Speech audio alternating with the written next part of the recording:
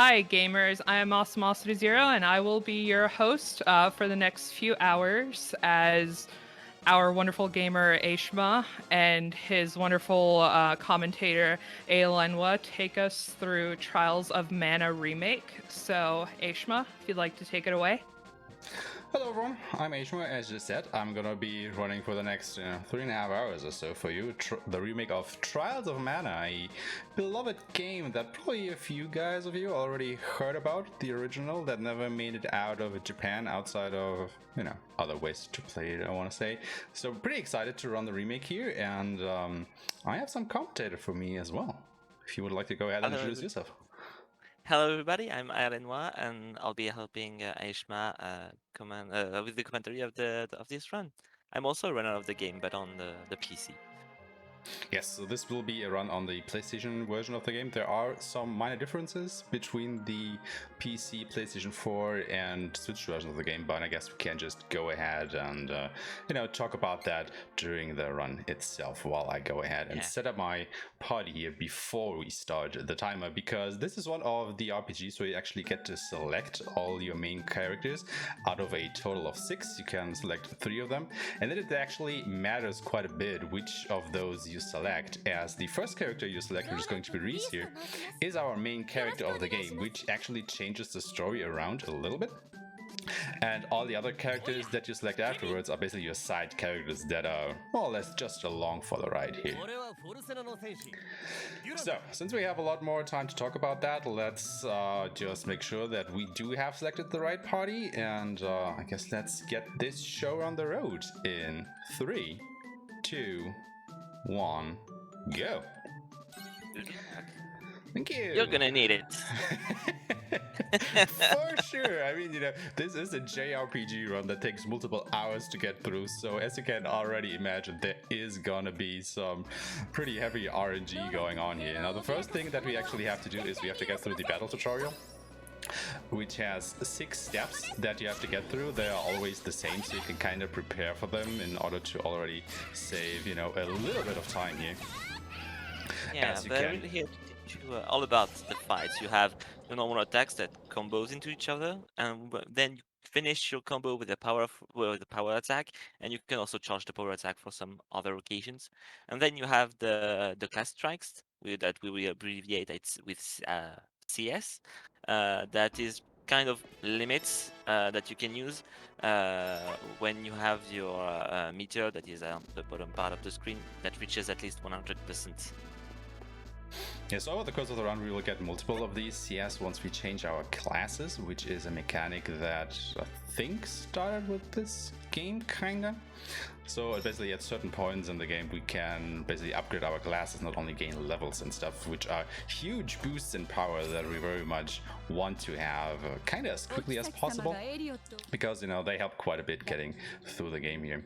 But, yeah, Reese is gonna be our main character for a couple of reasons. The first thing is she is a pretty good character all around. She is basically the buffer/debuffer, or buffer/debuffer of the whole team. And more importantly, though, her story is basically the quickest out of all of them. Now, each of the 6 characters are tied into pairs when it comes to the stories. So you have the story for Duran and Angela, for Kevin and Charlotte, and then for Hawk and Reese. And their story is the shortest one. It is the easiest one to get through. And that is why we basically select Reese as the first character that we select here. Now, what actually changes during the run is the beginning. As you can see here, each character has his or her own introductory sequence, and Reese is also the shortest out of all of them. Compare that to Duran, which takes like forever to get through. And yeah, go ahead. Yes, and I was going to say, so don't mess up the part when he joins your team. Yeah. That is actually a good point, because as we just pointed out, the other 2 characters will of course join you at various points in the run. However, The developers decided that compared to the original, when you get your other party members, you actually get a little text box that asks you, hey, you know, you haven't met this character before, do you want to go ahead and play their introductory sequence as well? And of course, you can imagine it is critically important that we say no to that, otherwise that is a time loss of, I don't know, 10 minutes or so, I want to say, per character. Maybe not that drastic, but it is multiple minutes that you have to get through. So we have to make sure that we do select no there. Yeah, Duran is like a 6-minute time loss, while Kevin is a between 3 and 4. Don't jinx it. All right, so you're done with the release prologue now, so we start with the game itself. I guess we can say that. Yeah, so basically once you get out of all the introductory sequence, you actually come to this place in the run. So each character will end up in Jad here. And this is basically where all the routes converge for a large part of the game until they diverge again at a another pivotal point in the story. So story. Go ahead. Go ahead. Okay, I was just gonna say probably the same thing. Like story-wise, the game, as you can imagine, is a bit on the basic side. Not only because it is an old game, but also because they had to accommodate for all these different character setups that you kind of have. So they are playing it pretty safe, I want to say, at this point. But yeah, we are in Jad. It has been taken over by the Beastmen. We want to get out of here, so one of the guys just said, hey, maybe you should just wait around until nightfall when all the Beastmen transform into mindless beasts and do their thing, and then you can just slip out the front gate. Yeah, that's very convenient. What I was gonna say is that story-wise, basically at the end of the prologue, the characters which is their lowest part of the story, like Riz just got a kingdom. She's the princess of Laurent, and she's got a kingdom overtaken by ninjas. During Winch invasion, her father, the king, died, and her little brother got kidnapped. So she's really not in a good space right now. And basically, what all the characters are looking to do right now when you play them, they heard about the Priest of Light in Wendell, which may find them a solution to their problems. So that's pretty much where we are going right now. Good thing about it here, go to the cavern, don't go into the town. God damn it. So yeah, in order to get to the Priest of Light, though, we have to go through this cavern, which actually is, protected by a barrier. And now we actually have to go ahead and find a way to, get to Wendell, where the Priest of Light resides. So in order to do that, we decide to go to this town here and look for a way through. And as it so happens, there's actually some fairy flying around, which we'll see in just a little while, which actually tells us, hey, not only are you in a bad shape, the Mana Holy Land is also being attacked and not doing so great, so we gotta do something about that. So we are gonna be on our little Save the World trip starting in a few minutes here. And that is the point where we will meet our first character that we selected. In this case, this is going to be Kevin. And let's be real here, the whole speedrun of this game revolves around Kevin. He is like the main star of the whole run. He is one of the most powerful, or maybe actually the most powerful character in the game, at least in the speedrun setting, because he's one of the Beastmen. And as we just explained a little bit earlier, Beastmen transform into monsters at night. And what that does for him in game is that it basically boosts his attack power by quite a lot. And since this is a speedrun, we barely get any levels during it. That is a huge boost to our attack power. So we are glad to take that. The main part of routing the fights is how much damage can we put onto Kevin? Yeah. And the answer is a lot. A whole lot.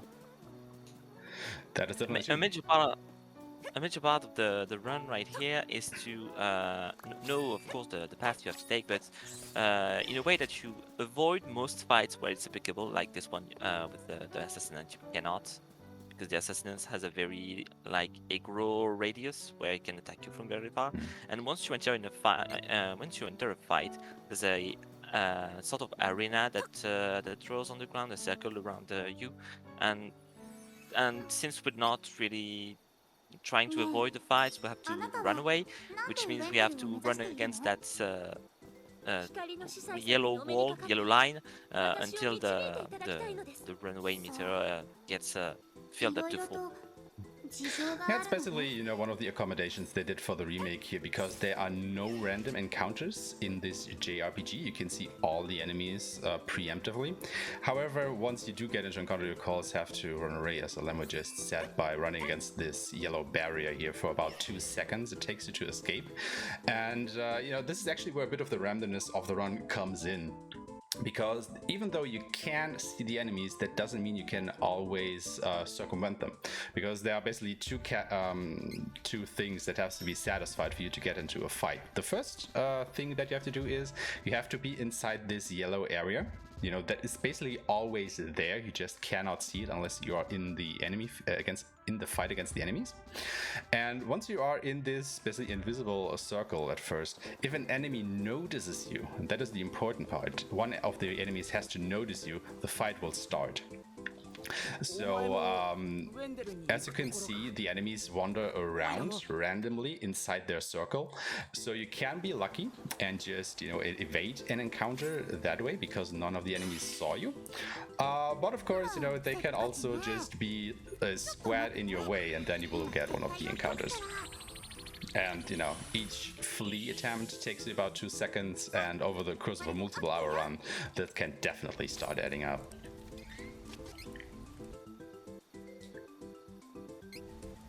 So this is one of the systems they actually added for the remake, which is the ability menu. Now, what you do is every time you level up, you gain a few points that you can basically spend on these, well, quote-unquote skill trees in 5 different categories, and you basically unlock some passive bonuses that you can equip to your characters. You can equip a maximum of 2 of these in the beginning, and with each class change that we are going to do later on in the game, you can equip 2 more, up to a total of 8 if you were in the post game, but 6 during the main story.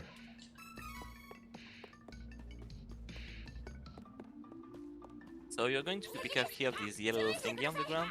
They may be items or sometimes money. Like here it's money, it's loot, like they call it in this game. And this is quite important in the game because we have to plan around very carefully how we buy weapon upgrades for our characters, because RPG needs equipment. And basically it's when do we need the weapon upgrades the most. So I guess you're gonna buy the one at Wendell? Yes. Yeah, okay. I mean, that's also one of the things, you know, you do have to plan your money route for the whole speedrun, and I want to say that about 95% of the money that we get to the game, we will sink into Kevin and his weapon upgrades, because everything else is not as important. Like, you will... Go ahead. They can be because of all the CS swap we do, we'll explain later. Yeah, but for the most part, we will definitely go ahead and, you know, take all of our money and make sure that Kevin's equipment, at least his weapon, is the most up-to-date thing that we will have during the course of the run. Because, you know, he is our primary damage dealer. The other characters are, of course, also in the fights, but you can just see them wander around, not necessarily aimlessly, but they are definitely not as aggressive and or reactive as you as the player character are. So you kind of have to go ahead and micromanage them sometimes. Why did I do that? So here's the weapon shop that you can, whose door you can open from down the stairs, which is pretty fun. Yeah, oh like... yeah, you backed off the menu. Yeah. You can, every time you buy a piece of equipment, you can basically not automatically, but you can already equip it once you buy it. For some reason I didn't do that and I have to go back into the menu. Minor time loss, but, you know, nothing major. At least I remember to actually go ahead and equip the damn thing, because let it be known that I am known for sometimes forgetting to do that, because you can actually also pick up weapons in the field, and, you know, I have it in my notes to go ahead and equip that stuff, but I sometimes forget to actually do that and then do boss fights with all the equipment, which it tends to be a little bit painful. Thankfully, the game has has a very good autosave feature that autosaves a lot all the time, and you can. So if you make a big mistake like that, we can always load the autosave and fix the problem. It's still time lost, but for a marathon, that's cool because that makes things pretty safe. Yeah, I mean, as you can imagine, the original, of course, did not have that. That is also one of the commodities that they added in the remake there. So, you know, all the saves all around, which also means, you know, that we don't have to actually go ahead and go to these save points in between, or not a lot, for a bit of marathon safety, which is actually an interesting thing because there are two different kind of save points. There are these silverish gray statues and the golden mana statues where you can save, and the difference between them is at the gray ones you can basically only save, you know, then nothing else is gonna happen there, but the gold ones also recharge your whole HP and MP, which is actually important because Kevin has a skill called Conflagration, which actually boosts his attack power when he is low on health. So we want to go ahead and try and set that up for certain boss fights. But of course, you do have to remember at that point that you are basically, quote unquote, not allowed to rest at the golden statue because it would just refill your whole HP, negating the setup you just did. That is a big issue for one boss specifically, because there's one boss where we have a very long time to set it up, and when at the end you forget about it and just use the statue for safety, you look very silly. And let it be known that that power increase is like tremendous. It can actually go ahead and you know, change some of your battle strategies if you don't have conflagration up at certain points. As we will try and make certain enemy or specifically boss cycles, you know, stuff like land number comes to mind, where if you don't have that, can cost you a good minute or so to get through that fight afterwards. Here you can do a very interesting trick with the physics of the game, I believe. Yeah. So here we we attack while we are in the air in the middle of a jump, and our character will gain a little bit more height. And by using a roll, we have gained just enough height to go inside the boss room by the exit. That's pretty cool. And here's the first boss. So he's full metal hugger. He's a friendly crabby. He has two big eyes that is his main weak spots. We're calling like that. And you can also hit him on the legs. And the first part you hit will deal full damage, and every subsequent part that get hit by your attacks deals only half the damage. And he's already dead. I actually took that fight a little bit safe there. I could have been a bit more aggressive, but there is a mechanic in the game that if you manage to get through an encounter without the character that you are controlling getting hit, you get a 10% XP bonus at the end of it. And we are not necessarily tied on XP, but we have a kind of specific XP routing for a good part of the, you know, for the first part of the game, basically.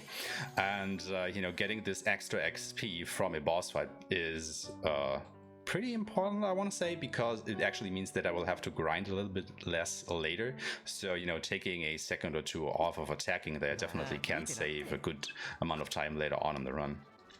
Which is actually a fun thing, because after a while this game basically turns into kind of a boss rush. Like, we will take quite a few, you know, random encounters in the beginning here, but after a while we will just start running from every single random encounter and only go fight the bosses, where the run really takes off then. Now we've been captured by Beastman, and so we're back in Jad, and we're trying to escape again, but this time we'll just force our way through, because we don't have time for that. And this is actually interesting because the run really has changed quite a bit since then, because we actually, you know, used to grind a little bit here and pick up a lot more items, and as the run basically evolved, the routing got better.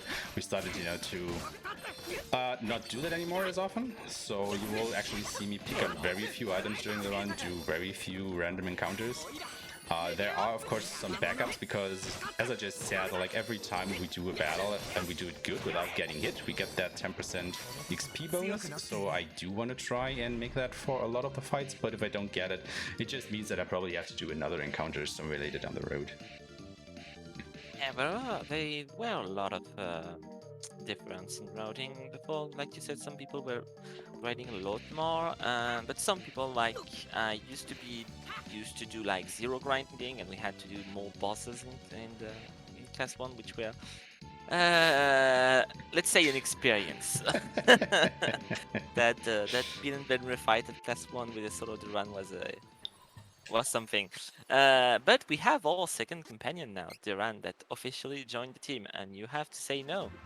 Yes, I did. I said no to him. I don't want to hear your backstory. Congratulations. This is way easier than it seems to make this mistake, because you see, when you want to skip a cutscene, you have normally the game has an official quote unquote official way to do it. There's a button dedicated to it. You press it, there's a little bar that appears at the top of the screen, and when it's full like that, the cutscene is skipped. But we can also skip cutscene by mashing the A button, and this is almost all the time faster, except it's not available in cutscene where there's no dialogue, like when you enter the cutscene when you enter a new area. So yeah, that makes the thing about not saying yes, I want to play my character plug very harder to do, because you're mashing through the cutscene and then you're like, oh no, I pressed too much. Yeah, I forgot to stop. And like we said, you know, this is a multiple minute time loss at that point, which, yeah, at least conveniently it's at the start of the run, so you can just go ahead and reset, but you don't want to see that during a marathon, obviously. Yeah. But we didn't do it, so we are good to go, you know, no more hold-ups during the run. We have it. We can just go ahead and proceed, and we are already on our way to the second boss fight in the game, actually. Just a few minutes out from here. So there are quite a few bosses in this game, actually. I'm grasping at straws for the number, but I think about 20 or so? That was maybe more. I'm not sure. Let's say that. There's 1, 2, 3, 4, 5, 6, 7, 8, 9, 10, 11, 11, 19, 20, 21, 22. So a lot.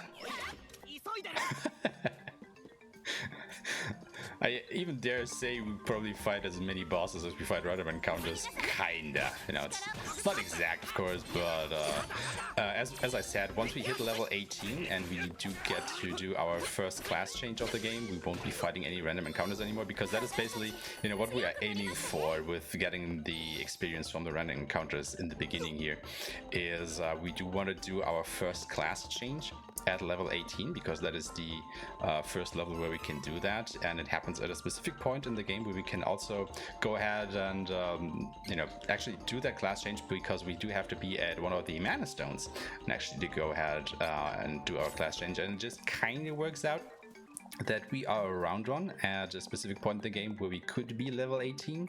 So of course we want to go ahead and do that, and that is why we have a kind of specific XP route leading up to that point. But once we hit the first class change, we will naturally get to level 38, where we can get our second class change just by fighting the bosses, and that is why we basically don't have to do any more random encounters after that point in the run. You have stream issues. I have stream issues. What's happening? You're done on your stream, apparently. What? Very sorry about that, guys. We are having some technical difficulties, but the run will be back on the stream shortly. While I have your attention, let me just say that we are Benelux Speedrunner Gathering. We organize bi-monthly gatherings for speedrunners in the Benelux area, which is in Europe for anyone watching in America or elsewhere. Due to the situation surrounding COVID, we're currently doing our events online for the time being, but on the bright side, we get lots of cool runners who aren't in the Benelux area. So And we are back, it looks like. Yep. All right, that was fast. I mean, you basically came back to the right point because I'm just gonna do some menuing here, so you can see that more. I'm gonna spend some of my training points here to get some more abilities set up for the coming boss fight. We didn't do anything else in between, so not a lot was lost there. All right, so let's go ahead and make sure I actually equip the right things here.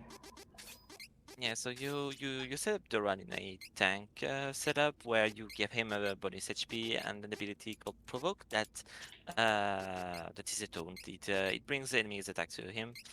And what you're doing here is that you're setting up the strategy, which is pretty much the AI of your allies, and you said to them, I want you to attack the same enemy or the different enemy. Sorry, I couldn't see, but and then you told them to never use healing items, but to use their class strikes as soon as they can. Unfortunately here you miss a small trick when you use a dream read to swap between night and day, which is an item you picked up in the Cascade Cavern. You try to use it, and before the animation comes up, you enter the loading trigger for the boss, and so that skips that little wheel turning animation. But it's okay. Here you're doing something very interesting against this boss, is that you are swapping characters. So you're doing a full combo with Kevin, so you do 2 normal attacks followed by a power attack, and then Kevin is doing this very lengthy animation of punching while jumping and then punching on the ground. You swap to Reese and you have time to do another full combo with her before Kevin is available again. And that makes it so that you can do more damage to the boss in a short period of time, because doing this you make Reese attack more often than she would be if the AI was just controlling her. Right. And with that, the boss is already down, and you did not get hit, I believe? I did. He actually did one of his close-up punches, because as you saw these robots doing, they mostly use some attacks with some pretty lengthy animations where they just, twirl around and shoot their rockets at you, or their lasers, or whatever they held there. However, sometimes they can just decide to turn around, face you, and just punch you in the face. And that comes out so quickly that you basically cannot counter that by just evading it. So sadly I did get hit there for a very minuscule amount of damage, but it still did negate the XP bonus that we have been talking about earlier. So I may have to do some more fights later down now, but can also still be good on the XP route, so we will just see how that pans out, depending on if I get more flawless XP bonuses during some of the random battles or not. We're looking for the no damage bonus for like the 4 first bosses of the game. The first 3. So what was the second one? Unfortunately, we hope to get the no damage bonus, but they all have attacks that can just hit you without you having time to react. So we cannot really plan around having it every time. Yeah, which is actually unfortunate, because we do want to get that XP bonus specifically from these few bosses, but they tend to be the ones that have the most random attacks as well. I think most of the other bosses are a bit more scripted, or it's easier for you to see their attacks. So yeah, you just have to basically deal with it. And now we reached the part of the run where we're gonna do the grinding. We're gonna start the grinding, especially with this area. The golden road will traverse like 5 times, I believe. A lot, yeah. Well, since we are now level 8, we have a lot more damage, so we can clear this fight very quickly. And compared to the time it take to clear this fight, they bring a lot of EXP. So Yeah, that's pretty nice. The Golden Road is definitely one of the places that we used as a grind spot pretty heavily in the early stages of the routing. But since then, we still take quite a few fights around here, but definitely not as many anymore. Like, we are not doing full circuits anymore as we used to do in the early runs. Unfortunately, the enemy is not exactly behaving with their pathing there. Of course, you would prefer for them to clump up a bit so your attacks can actually hit multiple of them, but they're all, just fanning out today, so that will lose a couple of seconds here and there, which of course, will add up over the course of the run for sure. But, yeah, well, sometimes stuff like that just happens. Yep. Story-wise, what happened is that the priest of light said that he wanted to save the or things depending on your characters. We have to go and pick up the mana sword, because why not just pick up the strongest item in the world to solve all your problem? That's pretty much a given. And to do that, we have to reach the mana sanctuary. But to do that, we need to gather 8 elemental spirits. So we have already gotten the light one that was taken hostage by Krabby, and now we're going to get the earth one at the dwarf village, and that's where we are right now. I mean, we are basically on a very elaborate fetch quest. We have to fetch the mana sword, but before we can do that, we have to fetch the 8 mana spirits. But before we're able to do that, we have to fetch whatever it is we have to fetch before doing that. So it's just good old JRPG storytelling from the 90s, I want to say. Yeah. So yeah, we bought a couple equipments there for Reese and Kevin. Of course, it's gonna be weapons. We will basically only buy very few armor during the run, because we will try and not get hit as often. Then again, we are of course playing on the easiest difficulty setting, but even if we weren't, we wouldn't pick up a lot more armors. We just would have to go ahead and basically suck it up if we would get hit on higher difficulties as well. Or, you would just have to go and manually take control of your characters to try and steer them out of trouble.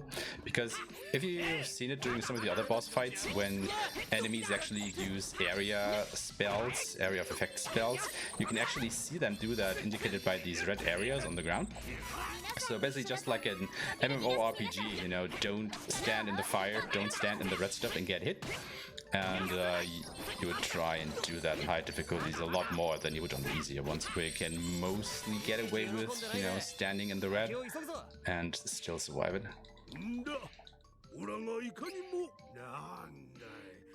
So we don't know where the spirits, the spirits are. So we want to. Our plan was to first reach the Volsina, where we could ask the king where they are. The problem is that when we tried to take the bridge to Volsina, we encountered the golems, and after beating the golems, the golem exploded, and they destroyed the bridge. So now we have a better solution in plan, but for that we need nitromite, that is in the possession of Watt, that just went more deeper into this cavern. And you picked up a very important item here, that is the curious cookie, the curious biscuit, I think. Yeah, called it a cookie. It's an item that gives you a 10% experience boost for the 10 next minutes, and that's pretty much going to be very important in our EXP run, since it works on bosses. I show you almost at the boss. You still have a couple of fights to do, because I suppose you want to be level 9 for the next boss. Yes. That should be enough. Yeah, so next boss is gonna be Jewel Eater. He can be kinda easy, or he can just completely troll you. So let's actually go ahead and change that. So let's hope he doesn't do that. So Chiritor, he's a big mold that has very huge AoEs like that, and we want to use the class strike in the first part through his attacks or dodge them, because when you use a class strike, your character is invulnerable, so you preserve your damage bonus. And he's gonna enter what we call a stagger phase, where he gets stunned. He has little stars around his above his head. And the most important part about being stunned is that he takes double damage. You can see how much life he lost during the time he's on the ground. And now he's angry. And now that he's angry, he's going to use this big ground slam where he's going to make boulders fall from the ceiling. And unfortunately,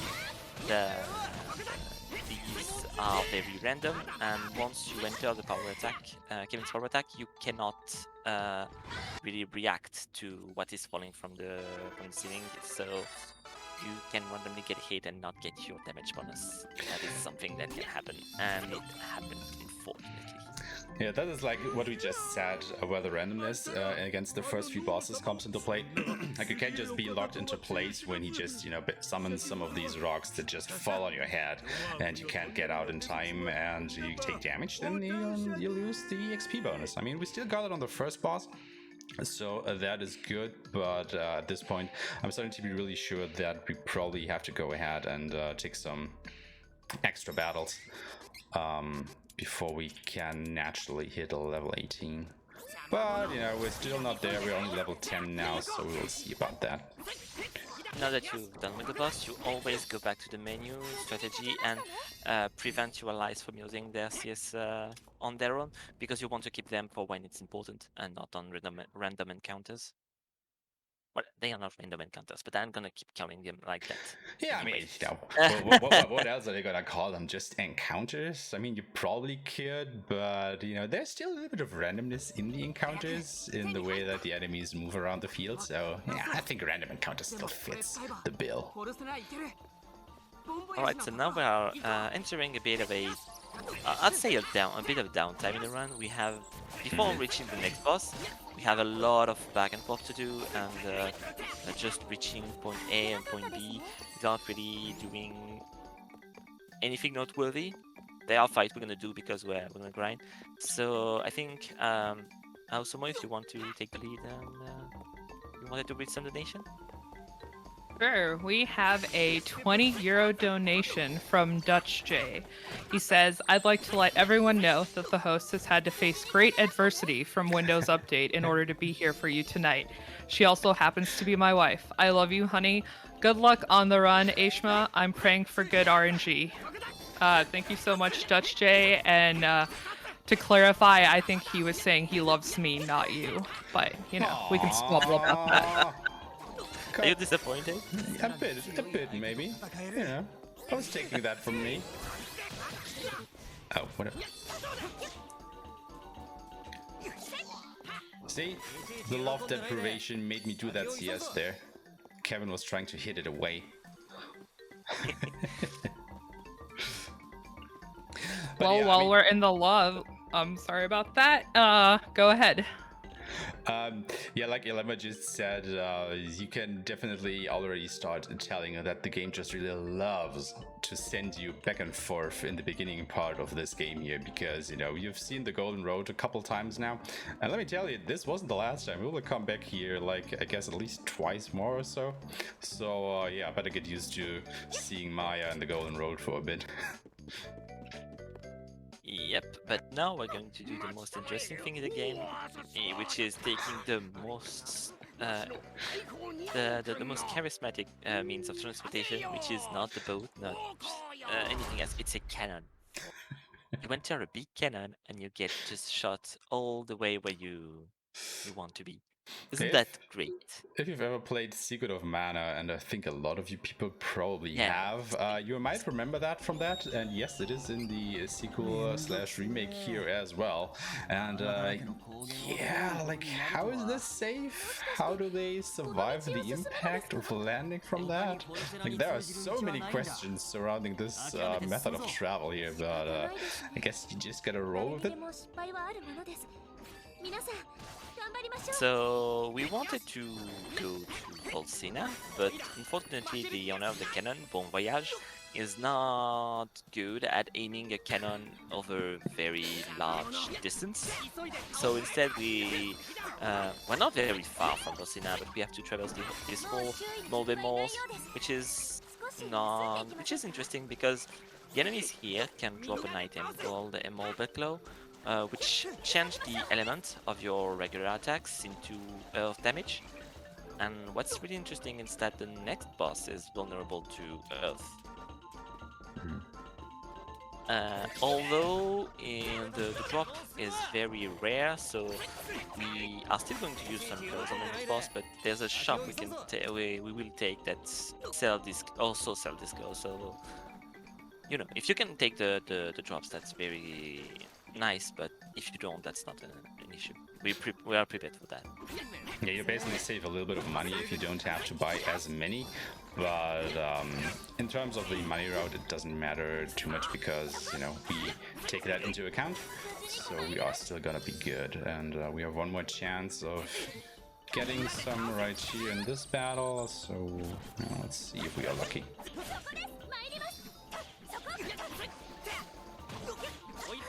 Okay, something really interesting about Reese's class strikes that you can see it's as you can see it's a small tornado and has the ability to pull enemies to the center of the tornado, which has some application in the run. That's very interesting. That's the only CS in the game that has this property. So she's lucky.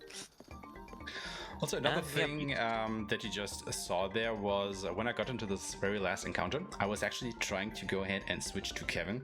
However, the game is, you know, programmed in a way that when you enter an encounter, your allies actually have to enter the encounter as well. You know, not only because you are in an encounter means that they are going to be in an encounter. You actually have a small time frame at the beginning of a fight where you actually cannot switch control to them because they have not yet entered the fight, and that can sometimes throw you off a little bit, which actually happened there to me, but made the fight a little bit iffy, but we still got through it, no problem.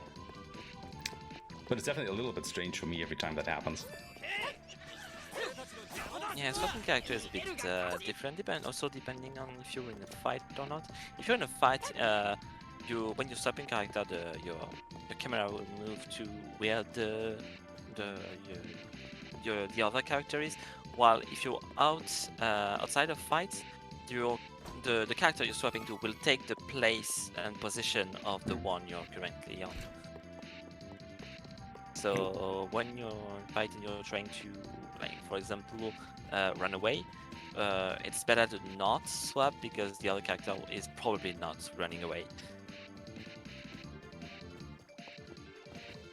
And here in Wolcina, the castle is actually invaded and attacked by the magicians from Wolcina, and so we're going to hurry to the Hero King to save him, since he is being under attack under one of the lieutenants of Wolcina. And once we reach the room, the bad guy is like, I'm gonna teleport away now, bye bye. I mean, he basically just stopped and waited around for us to appear before he left, which is, I think, very nice of him, but then again, what the hell was his intention?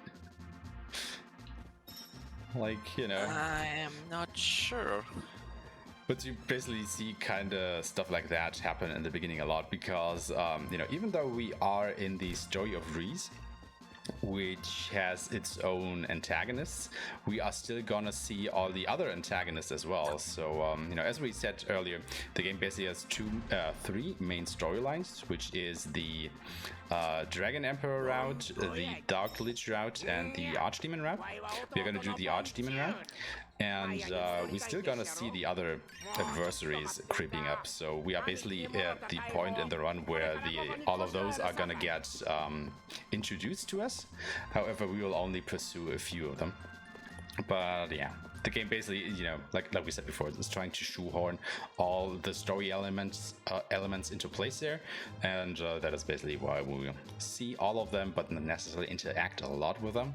Like if we were playing as, say, Duran or Angela as our main character, and we were seeing the Crimson Wizard just now, as we did in Wolcina here, they would have a bit more dialogue, you know, clarifying that, hey, those are the enemies of your story.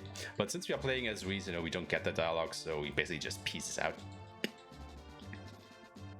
There's something very important that also happened here, is that depending on well, no. I first have to talk about what shared ability are. So basically, when you give training points to characters, they gain abilities, and some of them are called shared abilities because they can be equipped to any characters as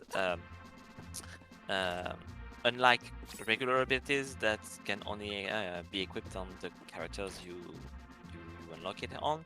However, sometimes you find NPCs that will give you additional shared abilities, and some of them are linked to who are in your team. And since we have Duran in our team, we speak to someone in the castle just before returning to the town here, and he gave us an ability called Personal Style, which is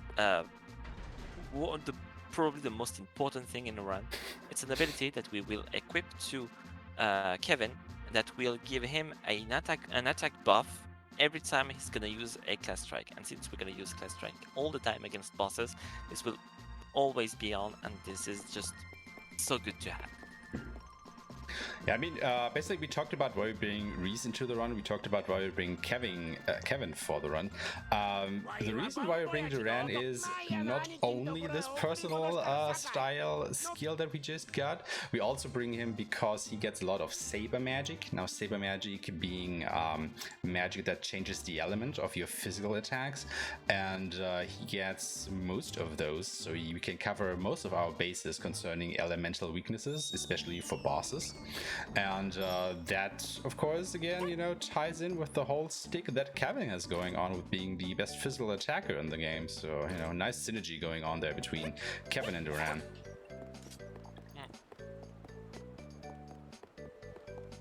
But yeah, Duran will basically be our buff bot for the duration of the run. Like, there is not a lot else he is gonna do. Like, he himself is a pretty good physical attacker as well.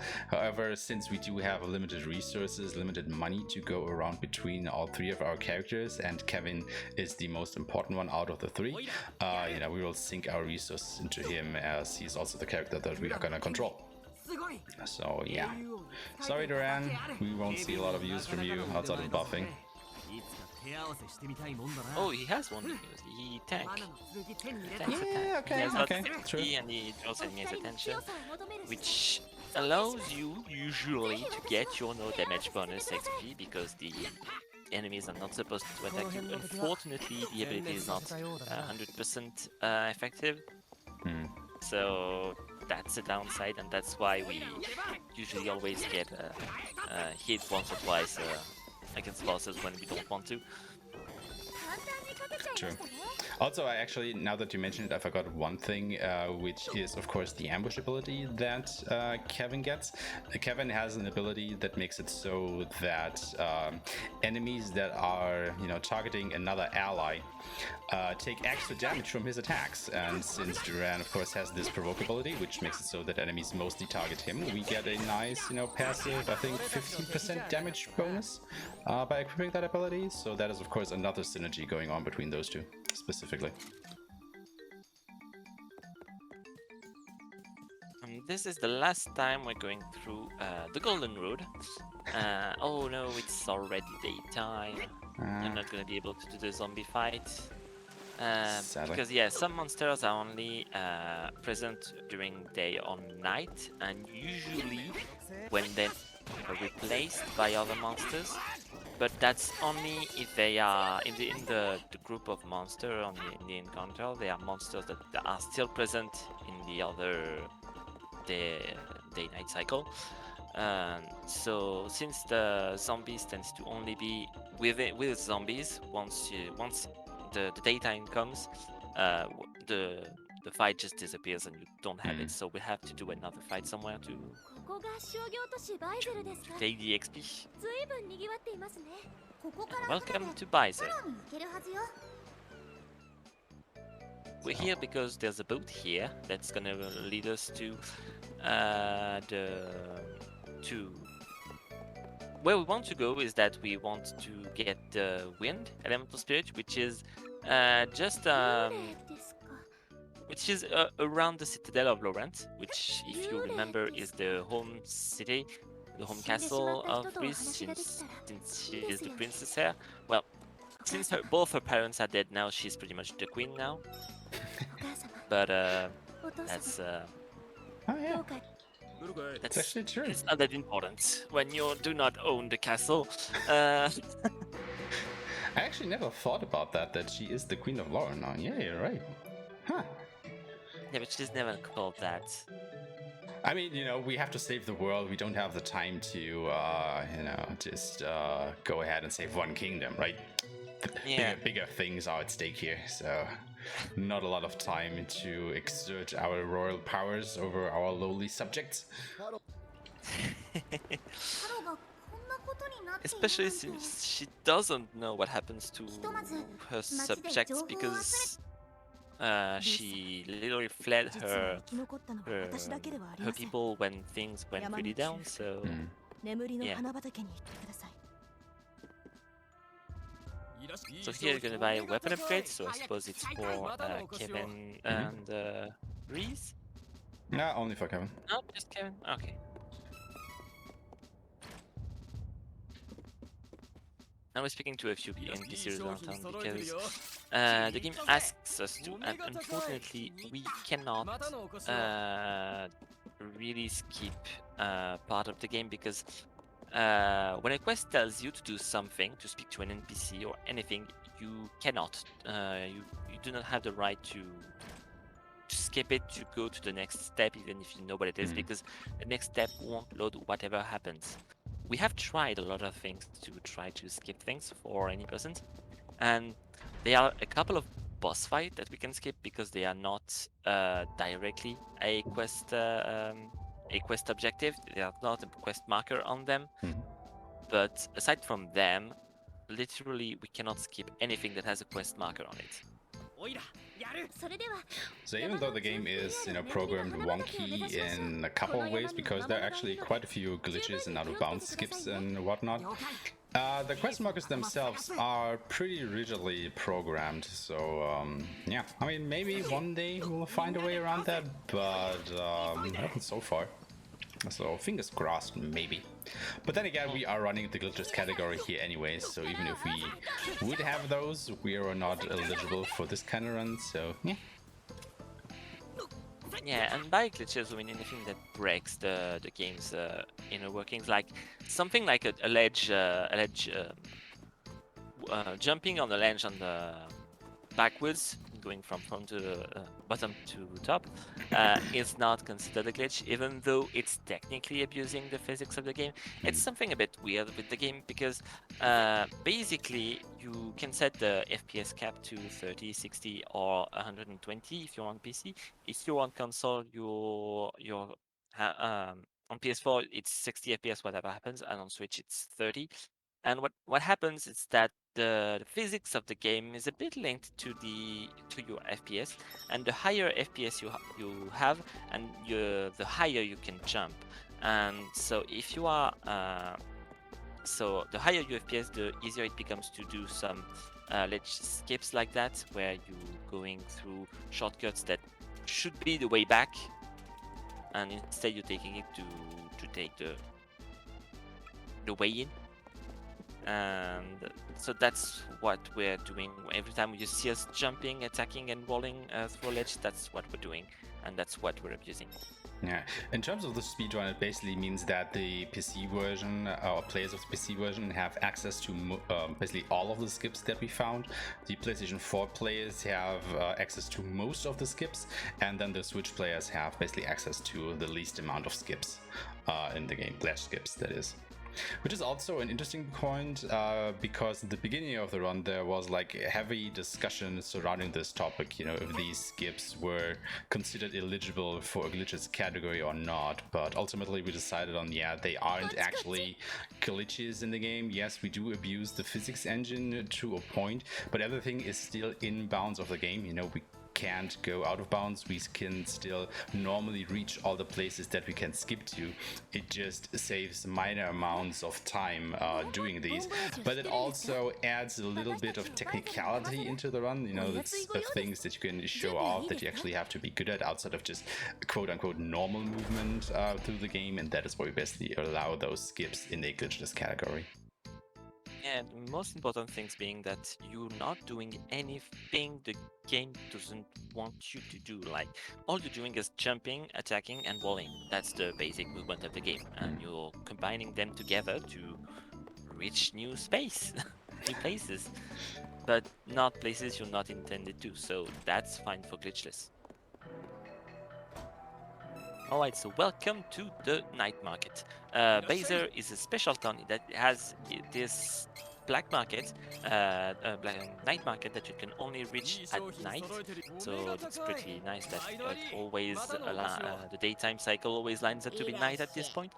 And this is a very special place because there are items you cannot buy anywhere else, like what you just buy, which are the Molder cloud that I talked about earlier, that are going to be very useful for the next boss. That's pretty much the only time it's going to be useful to go to this market, since we're playing both the Run and Reese that will bring. So the Run will replace the claw we can buy, and Reese will replace the. I was gonna say debuff item, but no, there's no debuff item on the shop yet. But yeah. Anyway, where we won't need more interesting thing here.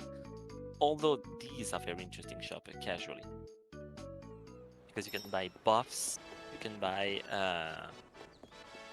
elemental claw, and I completely forgot what else because I never used it. Yeah, I mean, there's a lot of things there, but if you're playing this game casually, you're gonna be pretty much over-leveled for most of the game, I want to say, as long as you don't run for most of it. I mean, if you're playing this casually, you're probably gonna fight every single random encounter along the way, just because, you know, it's fun to do. There's not a lot of things there, you're probably just gonna do that, and you will be vastly over-leveled pretty much throughout the whole game if you do that. However, of course, in the speedrun, if you run away from all of these battles, of course, we are going to do the reverse, where we're going to be underleveled for, well, most of the run, if not all of it. So, you know, it's definitely something that you have to take into account, where buffs and debuffs could come into place a lot more heavily. But then again, we don't have the money to go ahead and buy these buff items, or at least a lot of them. So, yeah, it doesn't do us any good anyway, so might as well just roll with it. They are really useful if you're trying another team composition. Like, people used to try to implement Angela in the team. Angela is a magician, she has a lot of spells, and she can help a lot in the later parts of the run by locking the enemies in place when her spells animation are going on. But unfortunately, it hasn't been as effective as just buffing Kevin and punching hole with him. Yeah, the problem with Angela is she takes a lot of time to get off the ground, because she actually starts with no magic like most of the other characters, and of course the magic takes away your MP. You know, you don't have a lot of MP if you are not a high level. You would have to go ahead and buy other items that replenish your MP, which is walnuts, which would be another drain on your income. And since we are pretty tight on money anyway, that is kind of a problem. And then again, you probably at least need your first class change, if not your second one, to actually get to the good stuff, which is the most devastating spells. And that is like way late in the game. So you're basically losing time until you get to that point. And yeah, it's basically not worth it. Then again, you know, people tend to do it for the lulz, I want to say, in the Dark Glitch route, because with the proper setup, Angela can basically one-shot the final boss, and that is why most people actually brought her along in the beginning, just so, you know, you don't actually have to, quote-unquote, fight the final boss in that route. Another issue is that, so in this remake you talked about training points that did not really exist in the original. In the original, you just had the stats, and each time you level up, you put 1 point in one stat. And one where it's very different, when things change a lot, is for Angela, because in the original Angela, you just put points in your points in intelligence, and you get additional.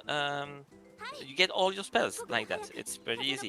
In the remake, you have to split your the spells are split into the different stats. So if you want the fire spell, you have to put points into strength. If you want the earth spell, you have to put points in the yellow stats, please. Stamina. Stamina, thank you, and things like that. So you have, so if you want to really play with Angela and use the elemental weaknesses of the boss at your advantage, you really have to split your training points accordingly. And unfortunately, we are a bit tight on that side of the voting, so that's also a bit of an issue. Yeah, like all of our training points are basically planned out to get the abilities that we need the most. We don't have, basically the points to spread them all across the 5 skill trees of each character. We have to specify, or specialize rather, in mostly 2 of those, I want to say. Very rarely in 3. And yeah, you just cannot grab all of Angela's spells that way to make use of the elemental weaknesses of all the bosses. So that's a bit of a problem there. Then again, on the flip side, Angela is actually a more capable physical attacker in the remake than she was in the original, forever how much that is worth. I mean, she is still a magician, you probably won't be attacking a lot physical with her anyway. But she also actually has a pretty nifty ability that you can equip onto her, which makes it so that she actually regains mana points when you hit enemies, which can be kind of worth it to, top up your MP instead of using items. But you would have to go into melee range with her and attack enemies, and you can't just go ahead, do that with Kevin and just totally wreck the enemy in the meantime, so why would you? At least in a speedrun. And now we're done with the bit of a downtime of the run. We're going straight to the next boss. That's I lost my phone out. That's no issue. So yeah, we're done with taking boats. We're done with the Golden Road, and now we're just gonna reach Guest Hall, because that's where the Wind Elemental Spirit is located.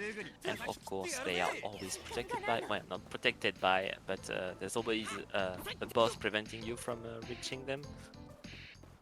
And here, jumping, double AA attack into rolling, and you can jump up the ledge. And here we're going to do it 2 more times to reach up the top part here. So the second one is a bit tricky where you have to roll, but that's fine. And there's a Cup of Wishes in this chest. Cup of Wishes that are pretty much the Phoenix Down of this game. Items that can allow you to revive your allies, except in this game it revives you for full HP, so that's pretty nice. And at this... Go ahead. No, go ahead. Interesting thing here, we are now coming into Gusta, where the next part of the story happens, where you fight the next boss, and you cannot actually, or you can enter this area. However, there's a statue on this bridge here that is blocking the entrance until you are in this point in the story. I have never seen this statue up until now, because I only come here when the story dictates me to. So one of these days, I think I should really come here casually and just look at it, because I'm really anxious to know how this actually looks like. Well, it looks like pretty much every other statue in the place. But really. I want to see Just it. not... I want to touch it. I want to know. So here we're gonna do. We've done a ledge skip that pretty much skipped I'd say a third of this area. And here's a wind that you're supposed to press the button down there to turn the statue, so there's no wind, but due to another site in the level design, you can just run through it, then jump and roll behind it, like that, just very easily. And now we have a small labyrinth that we have, where we have to turn the statue a couple times to reach the end. There's a thing we can do that we could do in any percent if we didn't just do an OB and skip the whole area is that you can just swap characters to break the wind. Like you spam the swapping character, and at what point the wind mechanics would just break and you will walk through it. It's pretty fun to do and very easy, but also very random. And with that, we have a last counter to avoid. Well, to avoid it, you cannot avoid it, but oh, you're doing it. Okay. Yeah, I'll probably need the XP anyway here, so might as well take that. And so you see that he's enabling the use of his class strike against, though where the boss fight is happening on the next room. And we're gonna see also our first mana stone from up close, which basically means that we should be changing class. That's how they pretty much lined up the level curve in this game. But here we're only level 11, and to do our first class change, we need to be 18. If you're playing casual, you probably would be level 18 at this point in the game already, so you can kind of see how far behind we actually are in terms of XP at this point. Alright, so here's Harsipit. She's not a very difficult boss fight to get your no damage down, because she has very well telegraphed attack, unless you get hit by the feathers around that she has around with Buffet. That's really the only issue. But other than that, unlike other bosses previously faced, she does not have very quick hitting attack that can surprise you. So we're just supersonic. Yeah, she's there it is. Around 25%. Well, when you down like 25% to 30% of her health, she starts charging this attack. You see, she has a new some sort of health bar that is blue above her head, and when you hit her enough, the bar disappears. She gets stunned and staggered, so she gets double damage. And also we use the mold buckler in this fight to deal more damage. As you can see, the damage we're dealing, the numbers are yellow, which means we're hitting an elemental weakness. And now we want to reach around 33 to 25% health remaining. So she goes into supersonic again. It's a bit slow to... She's a bit slow to use her charge attack because she has to do this whole I'm flying around the arena and then stopping at the middle where she cannot be hit. But once you break her and get the double damage, it's way faster. And you may not have noticed, but your online cable is not good. Which is actually interesting because it totally is. I don't know what the issue with my PlayStation is right now. It just brings up that warning for whatever reason, but the cable is connected, so what the hell, dude? And we're done with Harsipit. So unfortunately you got hit, so you're not getting the 10% bonus, which usually is very important against her. Since she has 7k EXP, which is pretty much the double, just a bit more than every boss fight we did until now. And so 10% would have been 700 XP, which is like 3, I'd say 3 regular encounter. Yeah, if you want to, get one of the battles down damages of one of the boss battles of the first 4 boss battles, it's probably this one that you want to get you want to get the XP bonus. So, yeah, we definitely have to do a bit of a grind, unfortunately, a little bit later. But, just can happen. But, if you were trying for a very good time in this one, this is definitely one of the points where we would probably go ahead and reset the run. Because, just as that extra time that you would have to spend getting that. But instead, we're gonna save Roland. Now we have the necessary confidence because, yeah, we earlier when we went to this area, we met with the surviving Amazons from the invasion of the ninjas, and they built a hideout and they wanted to find a strategy to take the castle back. And basically the strategy we found out with very small people is that here you have flowers that makes people fall asleep, and we're gonna use the power of the wind spirit to blow the flowers onto the castle to make the ninjas fall asleep. And now that they are all asleep, we can just get back in and take over the castle. Unfortunately, it will not work against part of the citadel where somehow the wind did not reach. Yeah, I think this is one of the points in the run or in the story specifically that a lot of people like raise their eyebrows at, because you know, the invaders, when they took Laurent, did basically the same exact thing when they took the citadel. You know, oh god, using these sleep flowers basically to put all the guards to sleep and then invade, and now we are doing basically the same exact thing. So yeah, like, why didn't they, you know, defend themselves against that? Like, people, you know, start thinking just a little bit. Because they did not do it at the same scale, I think. And still, like, you know, because apparently those sleep flowers basically only work once on a person, is what I've gathered from the story. So, you know, maybe just go ahead, immunize yourself against the effects if you know that it exists. I don't know. It just kind of rubbed me the wrong way a little bit there. And here we had Okai, so he's the counterpart of Reese for the Archfiend story. That something very nice this game does, and it was already doing in the original, is that the character you do not pick will appear in front of you in the new progression with a small cutscene where they interact with your party. It's pretty nice to see. You basically see all the other characters at various points in the story, even if they are not part of your party.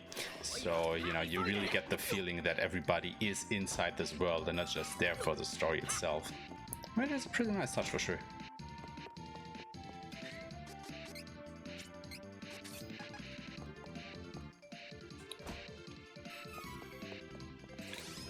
Okay, make sure that okay. Yeah, here you're picking up the Poseidon Claw, so just like Morba Claw, they give you elemental damage, but here it's water, which is very convenient since this boss right here is weak to water, and you do not want to face this boss without water damage, because as you can see there was, as you could have seen, there was fire in this in his big mouth, and if the boss, if the fire is not extinguished, the boss will use very powerful fire-based attack that deals a lot of damage and that have big AoE targeted on you, and you do not want to see that. So make sure Kevin has the Poseidon gun used on him, which is something that can not work, since when the character gets hit, when he's trying to use an item, the use of the item will be cancelled, but it will still be consumed, and you can what can happen is that you have a situation when you're just on your last blow and the character using it get hit, and that's not something you want to see. So other than that, the boss doesn't move. It's just I'm not gonna say it's a wall. It's more like a door than a wall. But yeah, we want to just mash it. The boss otherwise can cast traps on the ground, and basically there are areas that just deal damage periodically, and that's the worst offenders of cancelling item usage. And another thing that the boss does very regularly, it targets half of the room and just blow a big wind that pushes you to the other side of the room, which makes you lose time and can push you onto traps, so make you lose health. Alright, so that's the first boss down. Now we have to do the second one, which is Probably one of the most hated bosses on the community. They are bin and ban, so they are merged. They are two ninjas that have merged, and they do multiple things that can be really annoying. So first they are ninjas, so they have access to ninjutsus, elemental abilities that not only deal damage but inflict you debuffs, like attack down, defense down. So you see, dangerous and punishing. So here see water diversion. So Suiton is the one that can deal attack debuff. We don't want to see that because otherwise we can lose our buff or attack buff. And other than that, the boss unfortunately has no elemental weakness that we can use. No, he has no elemental weakness whatsoever. And more, it's even worse that it's resistance to the main elements. So that's annoying. And so he gets staggered, and now that it has reached under 65% of health, he's gonna use device. So they're gonna split up, and they're gonna grow back their armor. That little blue icon you can see is just on the side of their health bar. It means that they are reducing damage they're taking by 90%, and you have to hit it a lot or use a fully charged power attack to break it. And now what we want is Duran to do his job as a tank. We want to keep Bid and Ben very close together, so Kevin combo finisher can hit them both at the same time, since it's a small AoE. And oh, here that's very nice. The most dangerous attack is the Shadow Divide. It's when they enter the ground and give a shadow, and then they follow one of your character, and when they come out, they just do a lot of hits that can just straight up kill you, I'd say. Ooh. The hitboxes are a bit nasty on these bosses, since they tends to hit behind them, so even when you're behind, you're not 100% safe. The second one gets staggered, so he's gonna get killed, and we're done. You like to play with fire a lot, considering how long you stayed low life in this fight. I was actually, seeing that we lost quite a few, XP bonuses and stuff like that, and a little bit of time here and there. What I opted to do there was to get Kevin's HP down, so conflagration would activate, so I could deal a little bit more damage with him in that fight. It is, of course, playing with fire quite a bit because, as Lemma just said, Bill and Ben are one of the most infamous boss fights in the game.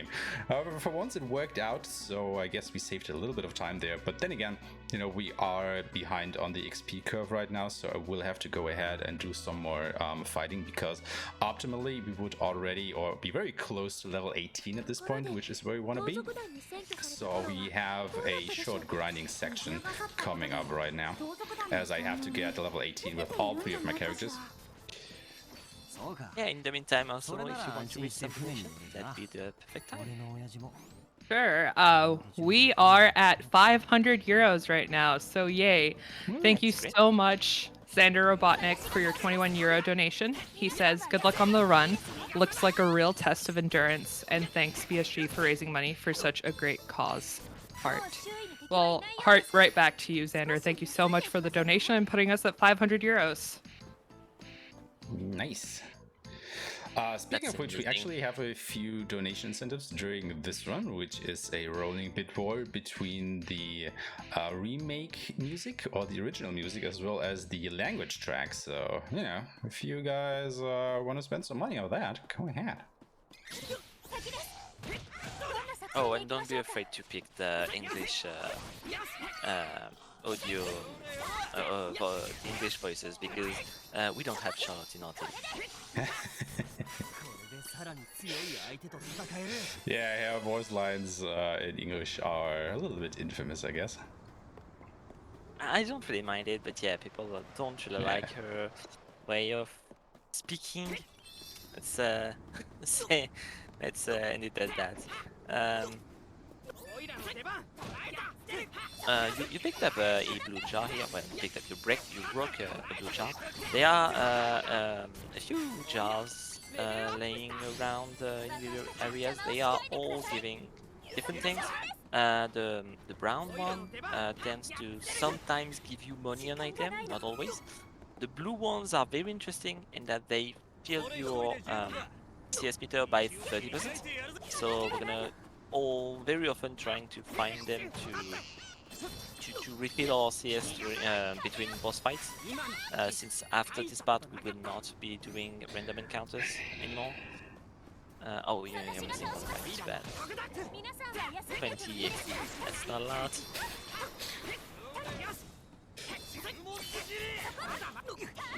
What's really nice in this game is that these copper knights are not so dangerous anymore. In the original, they could just decide to cast a whole tornado attack would just hit the whole screen and deal like 80% of your max health, maybe more at the point of the game. They were just so nasty in the original. They could very easily one-shot you for sure. There were a lot of monsters like that. The original was really unforgiving at some point. And we're here with the Mana Stone, and we are switching classes. Ew, finally. So we have Reese that is going to go with her Dark Path. Why is that? So you have two choices each time. You have light or dark.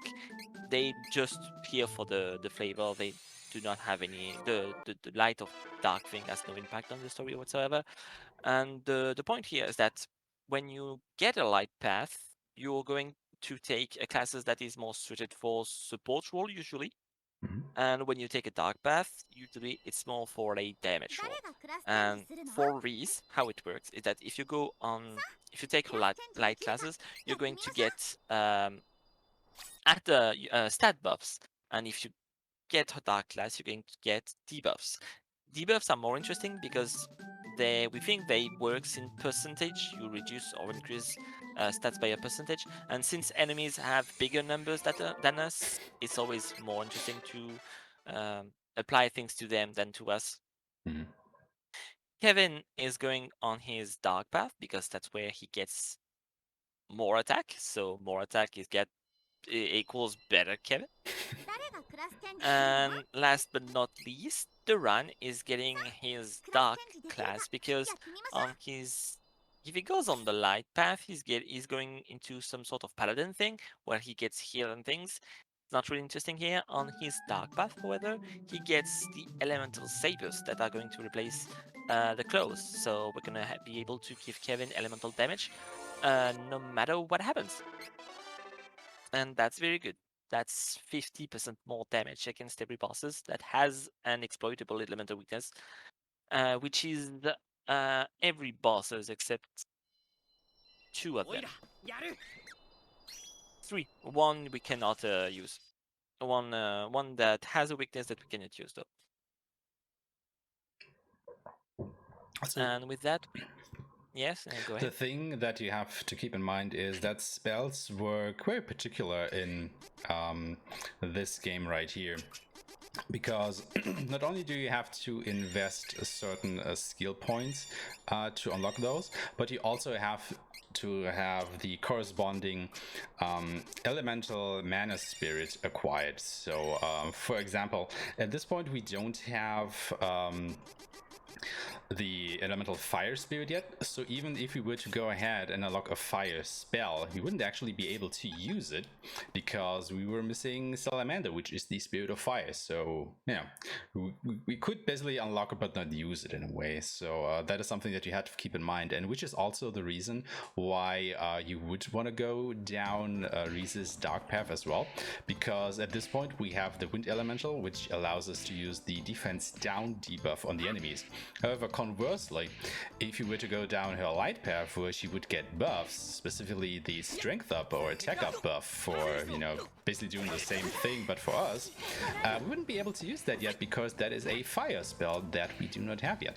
The corresponding elemental, for.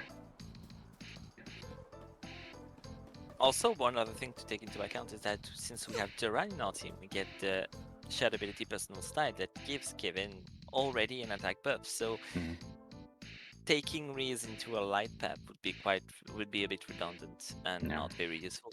Even though she can get abilities that makes her buffs slightly more potent than the personal style would be, it's not really that significant compared to how important the debuffs are in this game.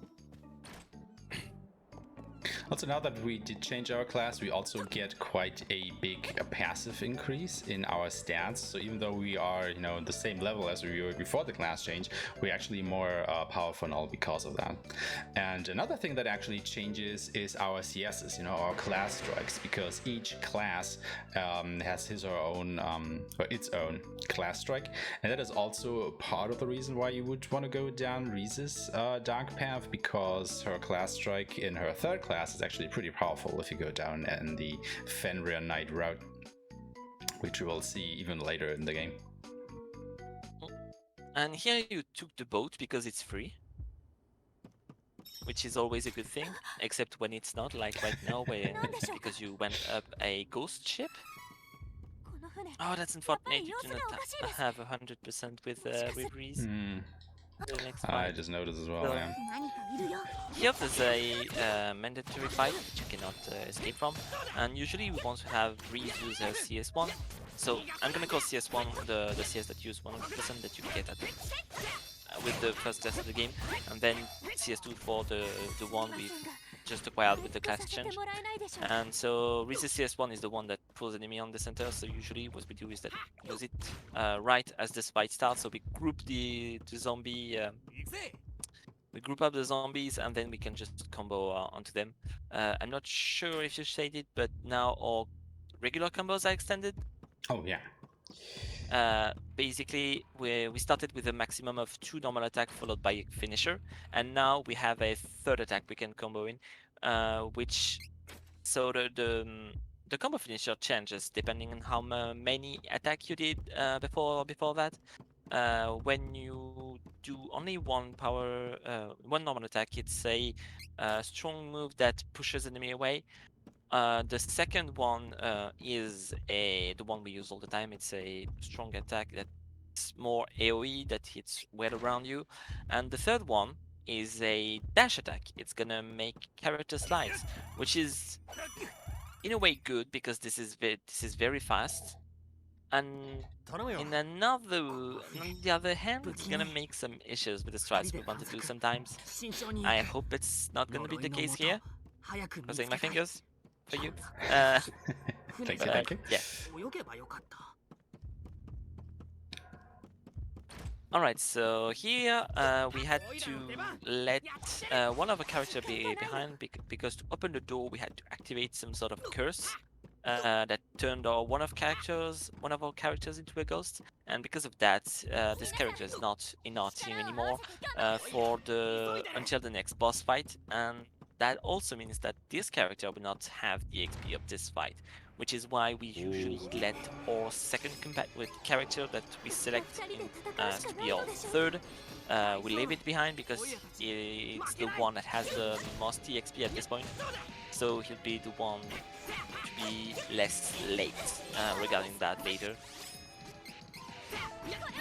But here we are with Gova, so it's a big ghost that is vulnerable to light, weakness that we cannot use, and it's a bit of an annoying. I don't have a lot of things to say about this fight, aside from his big tornado attack he can do that can hit you multiple times in a row, and I'm not gonna say kill you when beginner, but really does a lot of damage. So that was his charge attack that we broke very fast. The hardest thing about it is that we have to avoid the ghosts coming from either side of the ship. They deal around 90 points of damage, which is like almost a third of our health. So right now you're a bit safe. Oh no, it's 55 in beginner. I thought it was more, I don't know why. And here what you did is very interesting here. Normally when you use a CS, there, you have the animation, you're locked into it and you cannot react. I saw you were like, oh no, I did not swap, but that was fine, you killed the boss anyway. So yeah, when you use a CS, you get locked into the animation.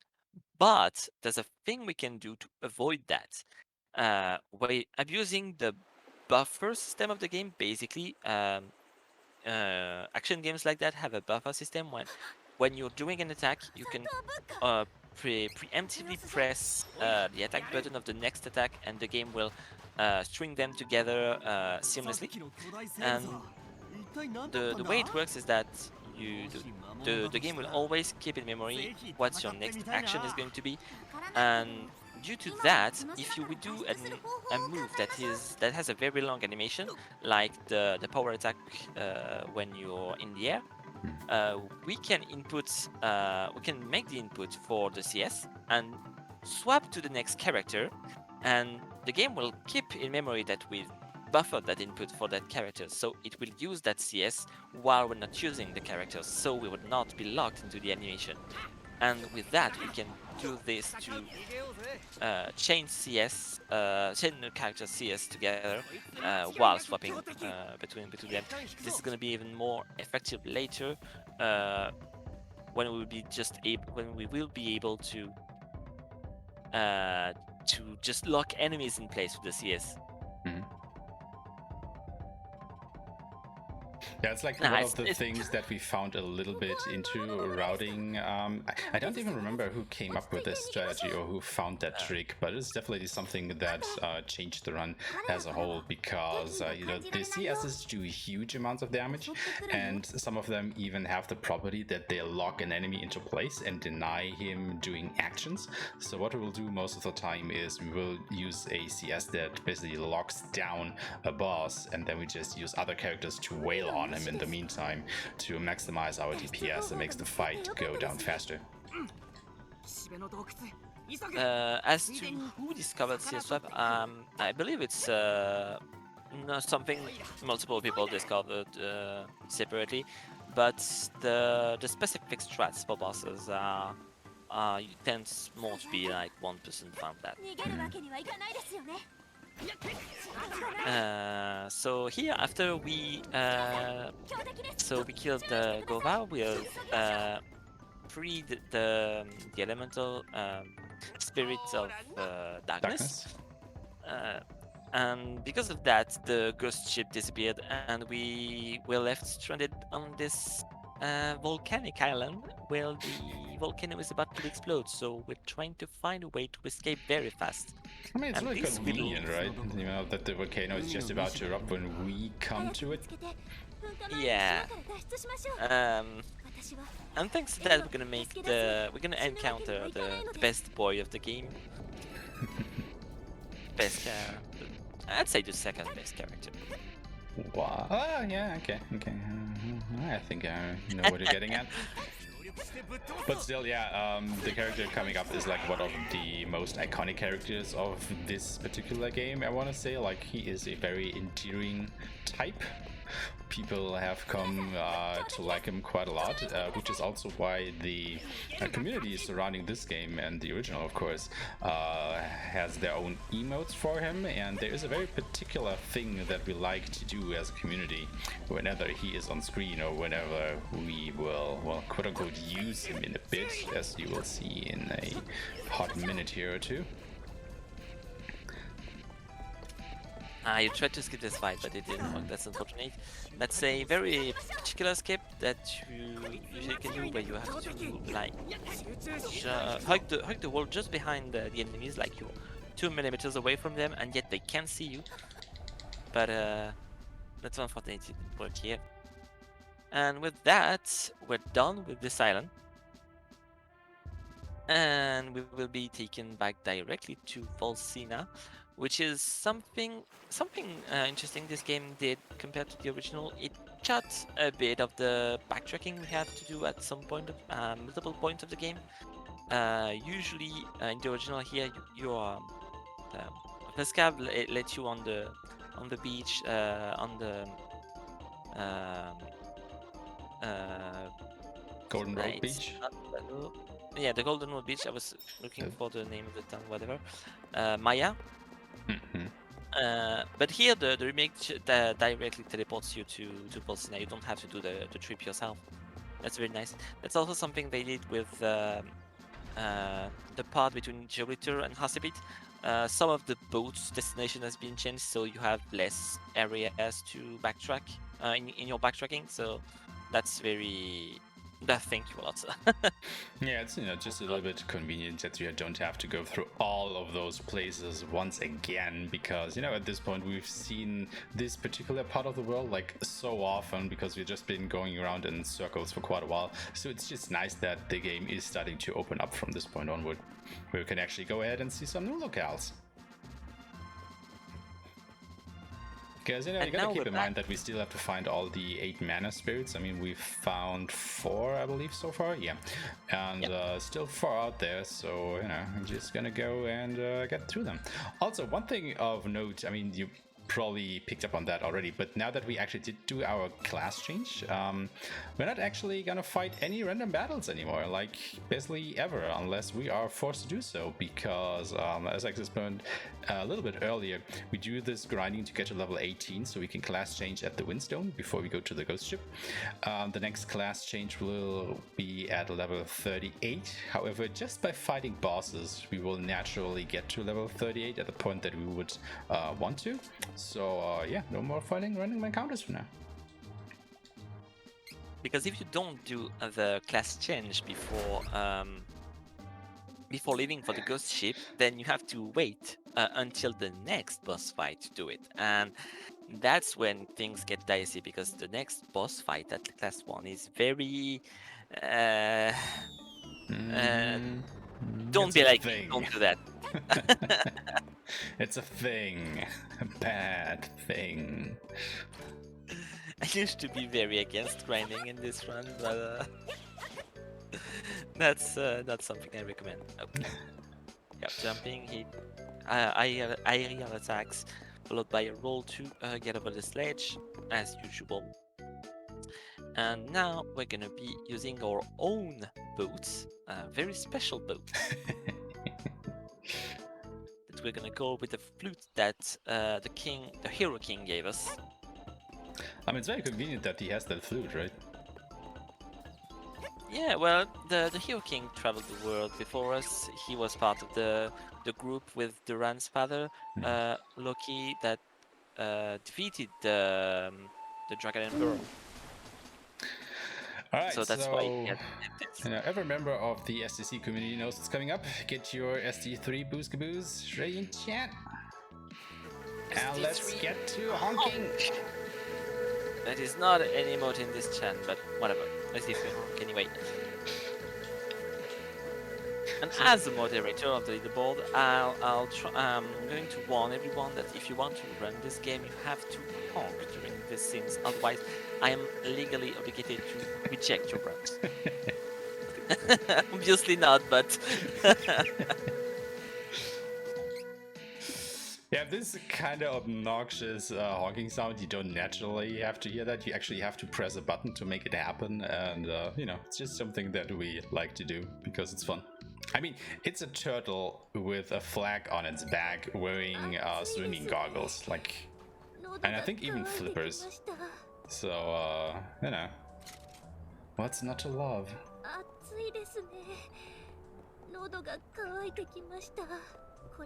We're doing a little shopping trip here. This is actually gonna be the only shopping that we will do in the game.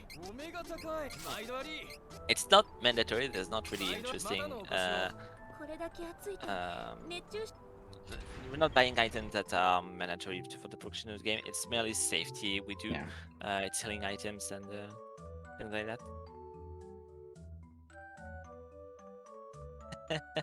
So what the hell is wrong with this LAN cable? Like, really? What is going on here? But yeah, we are now on our way through the desert here, and as you can probably already imagine, what we're trying to do here is find the Mana Stone of Fire, because obviously that is going to be in the desert. Yep. But this chest is very interesting because this chest will give you a weapon upgrade for Kevin and Clow. And I actually have to go back. For a second there, yeah, I forgot to buy a rope. Oh yeah. Because I forgot. Because of course I forgot to do that. You did not drop one? Nope. Oh, that's funny. Always unlucky. Yeah. That's something that a bit annoying about this place is that once you reach the Mana Stone, you have to go all the way back, which is 2 different areas. And having a magic rope makes you go back to the entrance of a dungeon. So we want to have one here. Unfortunately, we are kind of hoping on a drop, or we're buying it at this shop. And he did not get a drop, and he forgot to buy one. That's unfortunate. But it's the kind of thing that happens. It's very easy to forget.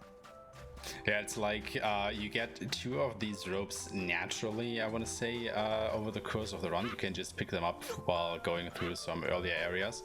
And then those zombies that we fought along the Golden Road also have a chance of dropping those. And the chance is actually not that bad for them to drop that, but it is still a random chance. So sometimes you can't just end up at this point in the game with only 2 ropes.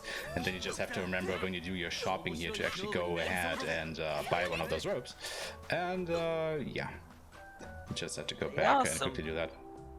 There are some places you can pick up the ropes too, like there's one in Jad that is easily accessible, but since we're doing this shop to this safety shop for more healing items, it's faster to just buy the rope here than just pick up the one at Jad. And you picked up weapon upgrade for Kevin in the desert. There are only a couple chests in the game that gives you weapon upgrade, and they are not linked to the character themselves, but they are positioned in the team. So if you had picked up Duran as your first companion and then Kevin as your second, in this chest would not be a claw but a sword. So that's something we also took into account in our routing.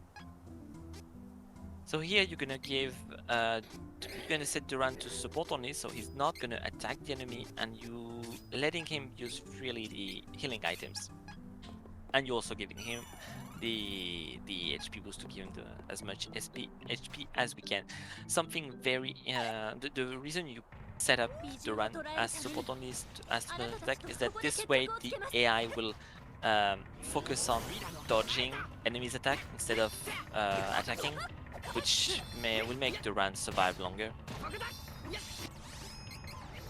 And this is our second fight with Bill and Ben, and it's as annoying as the previous one, except this time we have a debuff that we can use on the boss to deal more damage.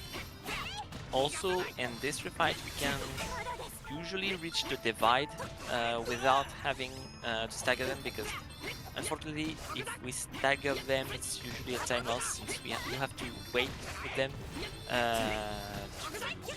get back of the stun to split, because divide is considered as an attack. So you have not only do you have to wait for them to stun, but for the current attack to stop. And here it is. And once again, once they divide, they get their armor back, but this time we're gonna use all our CS that we're swapping just like that. That was very, very nice. He used so he jumped with Duran. He used the power attacks during the jump, which gave him a long animation during which he could input the next action, which is the class strike, and swap characters before the class strike has time to start. And that's what to Reese. He did the exact same thing with Reese, and he just did the exact same thing with Kevin a few seconds ago. But the enemies have a lot of HP here, especially when you don't death debuff the splits ninjas. Just saying.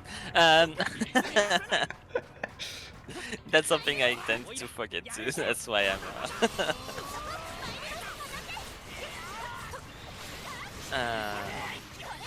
Unfortunately, there's a couple issues with CS swapping in this game. Usually, it's not getting the timing right, where you either don't swap before inputting the CS, so your character does not use the class strike, or most often than not, you're just not doing your input fast enough, so you do not swap before the animation comes out, so you're locked into the animation of the CS.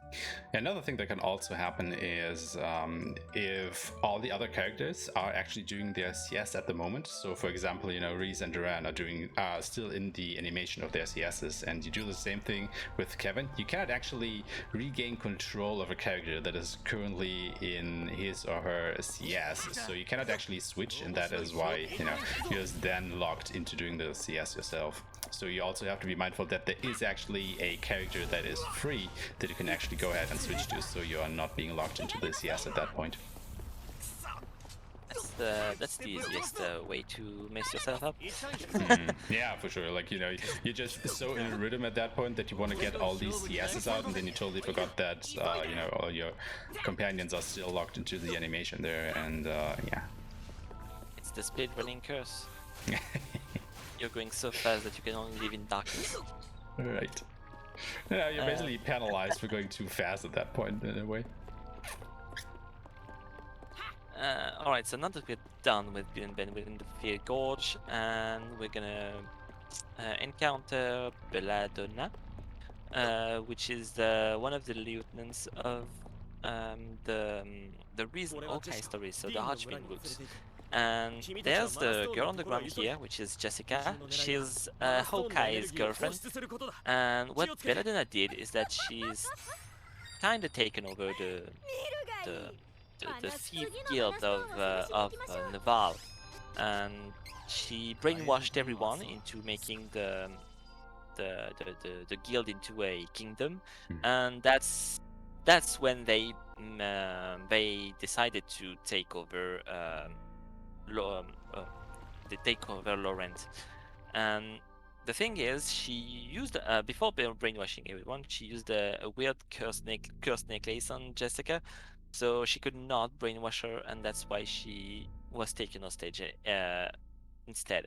But now that we've done that, well, the ninjas, the brainwashing of the ninjas stopped once we met Benevodons at the end of Laurent, and now we've even saved Jessica, so we're pretty much done with the encounters with Benevodons. Alright, so you did a couple training here. You gave Duran 9 spirits, because that's what he needs to learn his first 2 elemental sabers, wind and earth, and that would not have been useful against Bill and Ben, because as with the first encounter, they are resistant to every element. I think they are not resistant to light and darkness, only like fire, earth, water, and wind, which is already a lot, but that's also all the elements Duran can learn at this point.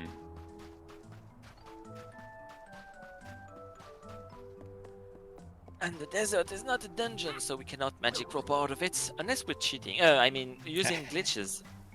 Sadly. The any person category has a very interesting glitch that we call the quantum state. It's basically we have an item that exists and also does not exist, and because of that we can enter a weird state when we can put other item in this place, and the game will not be able to disable the usage, which means that, for example, if we use this state to glitch the magic groups, we can use the magic groups everywhere, and that can help with some areas. Like here we can use a magic group there. There are points where you're supposed to return in any map with the magic group, even if you cannot use them, so we're not at a... So that's pretty much nice. Words are difficult. Yeah, okay, so now we're back in the town, so we can call our best boy Vescav and go to... This time we're gonna go to Altina.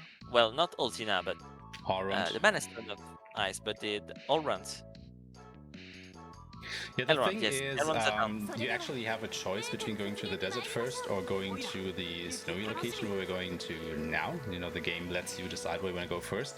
But there are, of course, a couple advantages going to the desert first. The first, of course, being that we can pick up a weapon for free for Kevin, the Silver Thorn, which, of course, you know, is a nice free boost to his attack power.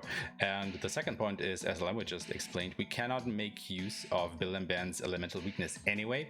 However, after the boss fight against them, we have enough experience, enough levels for Duran to actually go ahead and get the Thunder Saber, which is actually the weakness of the upcoming boss in this particular area. So, you know, there's a lot of reasons that you should go to the desert first before coming here in a speedrun setting.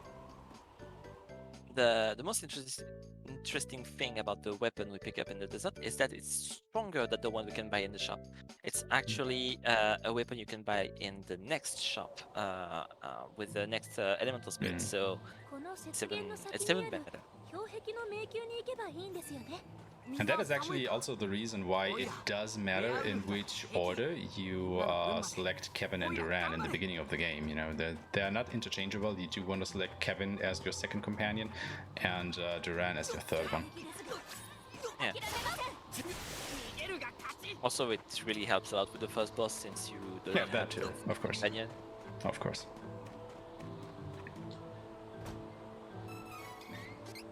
Oh, you're picking up this chest too. Yeah, you know, seeing how this run goes, a little bit of safety, I guess, is not a miss. Not trusting this run anymore. It has done things to me. This game has done things to anyone who attempted to run it. Well, while our runner is scarred for life, let me just take a quick second to plug that we are raising money for Mind, which is a nationwide organization committed to preventing mental health issues and supporting everyone who is dealing with mental health issues themselves or in their families, which is, you know, as we all know, an important thing, especially with everything that's been going on the last couple of years. All of your donations will go to Mind. So thank you in advance for all donations. The nation's in! And here's the refight with the machine golems. So they are now 3, they now have armor, but we now have defense debuffs, and also wind elemental damage, and also big CS swaps. And so that's pretty much how this fight will go with them. And also, what's very nice is that since our new combo finisher is a dash, we can, if we line ourselves up properly, we can use the dash to hit 2 enemies at once for a big amount of damage. And once you deplete the life of one of the golems, they enter this state where they will self-destruct. And if you're in the area, they deal like 100 damage, something like that. It's not a lot, but it's also one of the attacks that puts you on the ground when you get hit, so you have to wait for your characters to stop to get back up on the feet. And now that you're done with the last one, you have to wait for it to detonate before the fight is over, and that was pretty good. And you end up the fight with 300% with everyone, which is very, very nice to in order to handle the next boss fight. It kind of feels like the game felt bad that I called it out on its shenanigans, and then it gave this fight to me. I don't know. Yeah, I suppose. It's nice at least getting one good fight, I guess. Because this machine golem basically refight is also kind of one of the infamous fights, because you're fighting 3 enemy targets at once, and I think we explained that earlier, but the AI, the ally AI, is notoriously bad at dodging enemy attacks, and since there are 3 entities that throw attacks at you, your allies can die very, very easily in that particular fight, because they are just AoEs flying all over the place that your allies will not get out of. So especially if you're playing this game on the higher difficulty settings, you probably have to manually switch between all your characters quite a bit to maneuver them out of the AoEs, just so they survive and you don't run through all of your revival items at this point in the game.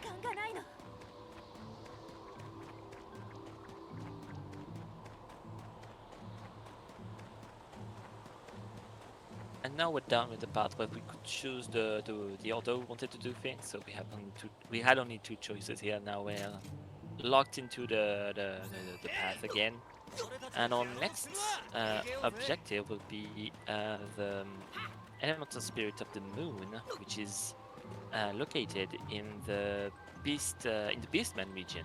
Obviously, the werewolves are linked to the moon, so that's a given. But that's where you start getting scared if you're playing the original game, because the next boss is Lugar, and he used to be very dangerous. If you did something he didn't like, he would use a whole map AoE that would just, but I'm not gonna say one shot your whole team, but it was going to one shot your whole team. Mm. However, in the remake, they toned him down a lot. He still does a lot of big AoE and can be quite dangerous, but not as deadly as he used to be. And it's speedruns.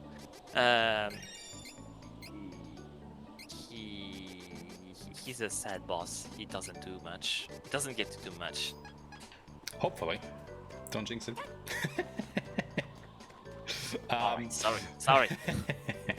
But yeah, one of the other things is, coming back to these shared abilities that you get at certain points with certain characters.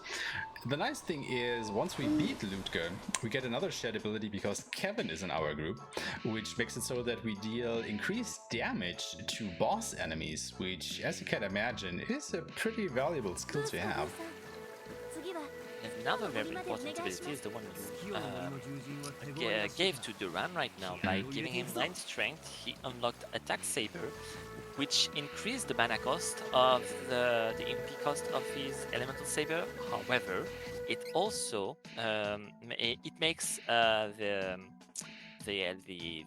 Elemental Saber give an additional 10 to 50%.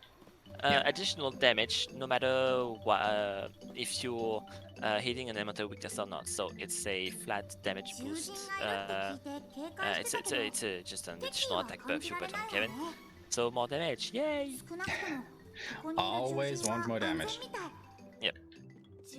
However, since that increases the mana cost, as I said, and that's where the game starts to be a bit annoying if you're getting if your boss fights go south, then you have to use a lot of revive, because unfortunately when you have to revive an ally, he lost every buff it had, and it makes the attack saber makes the usage of elemental sabers quite limited.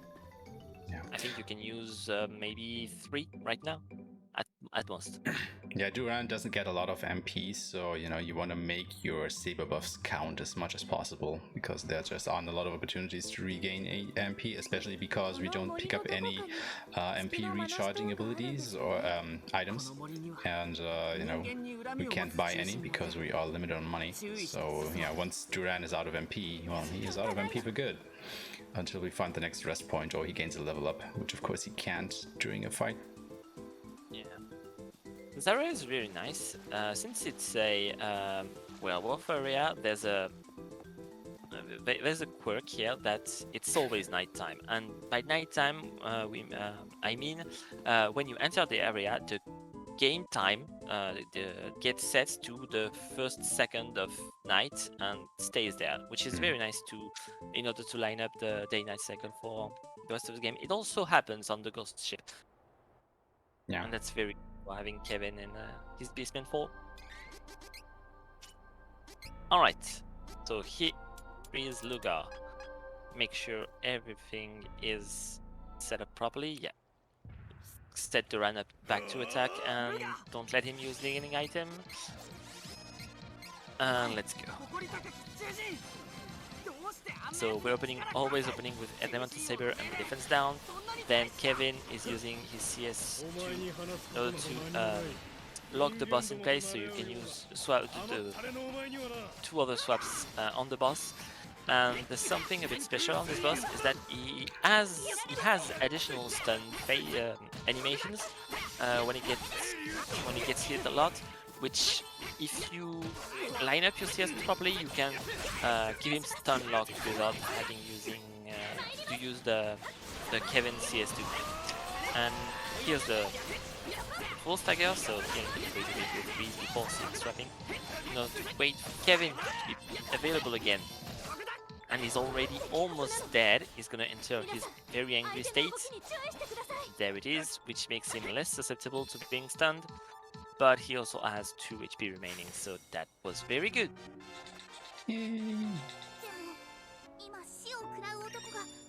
And yeah, now, I think the game is feeling really bad about me calling it out.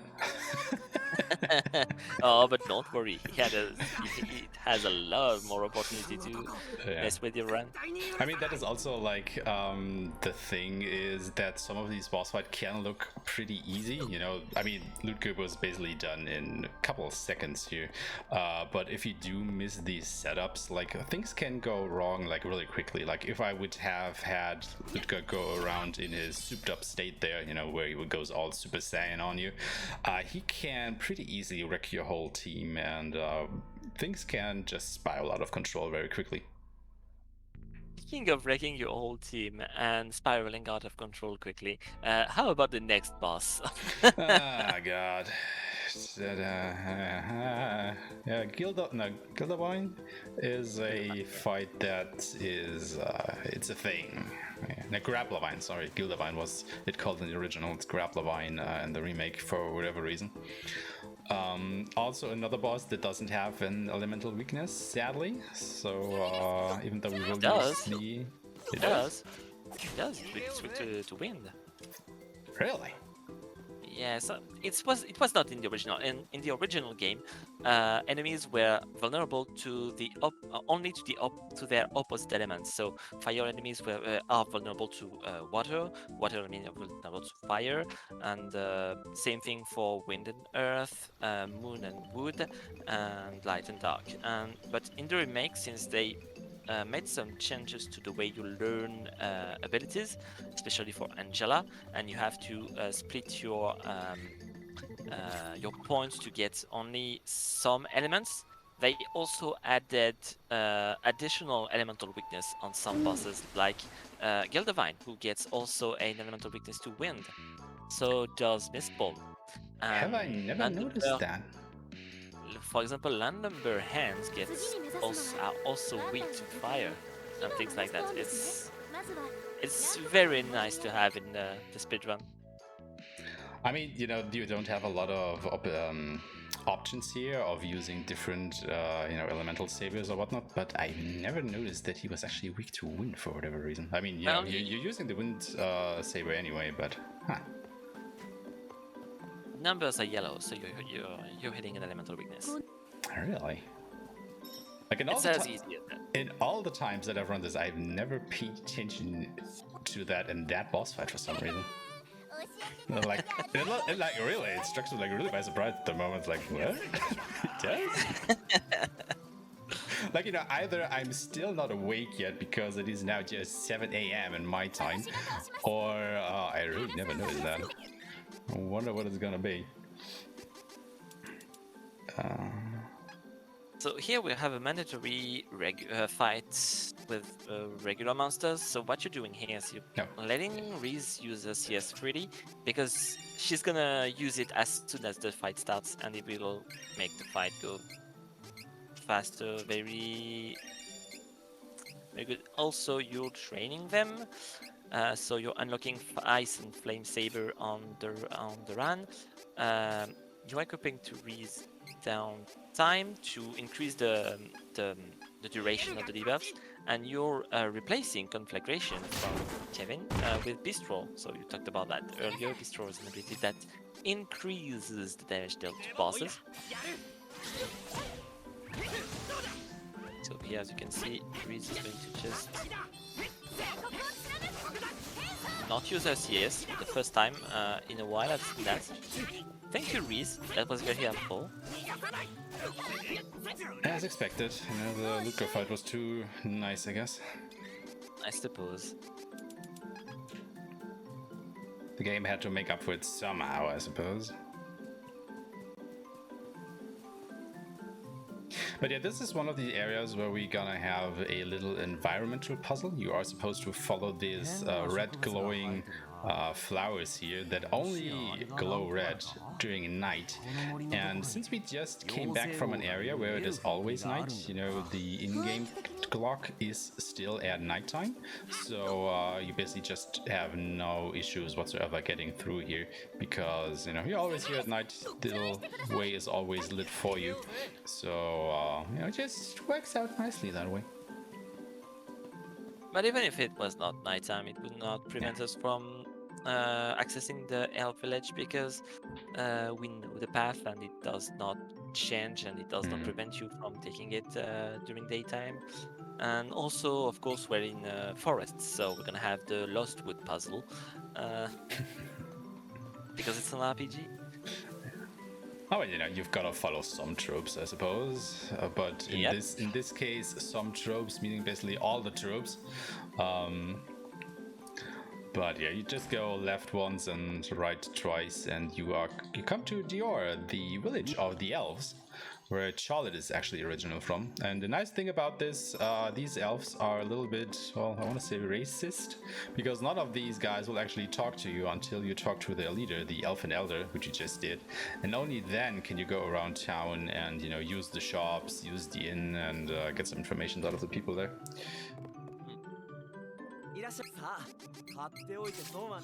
And we're gonna buy a weapon upgrade for Kevin, as usual.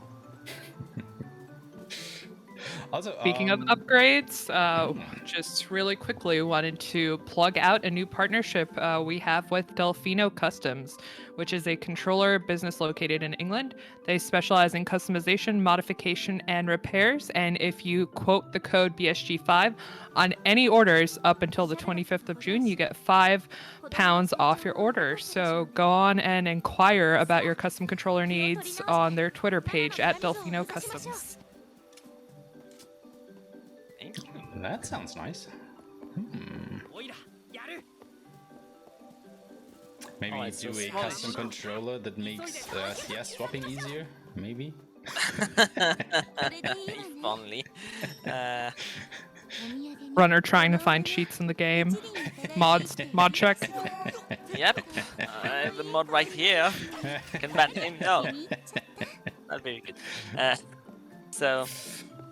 Okay, so the path to the boss here was not available yet because it was hidden behind a big pack of vines, something like that.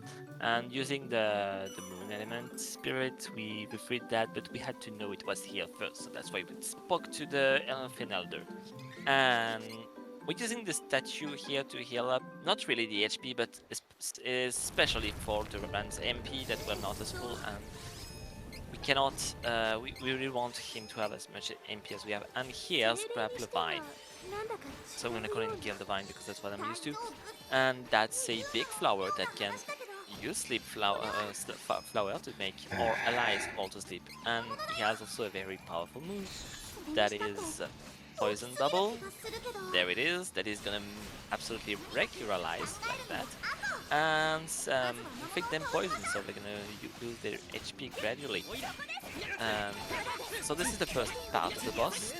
The flower is still closed, and once you deal around, let's say 15% of its HP, it's gonna enter phase 2. The boss has multiple hitboxes, but the roost takes almost no damage. And now it's switching to phase 2, and while it's doing it, it's invulnerable, so we have to wait. And sometimes your allies like to use the CS during this time. And now the head is available to them, and the head is what is going to take the most damage. So we're going to use the CS swap on its face. And when we're doing our combos, we want to do the finisher by dashing to the other part of the body, either the body of the head, the one we're not hitting, so we can do a double hit with the finisher.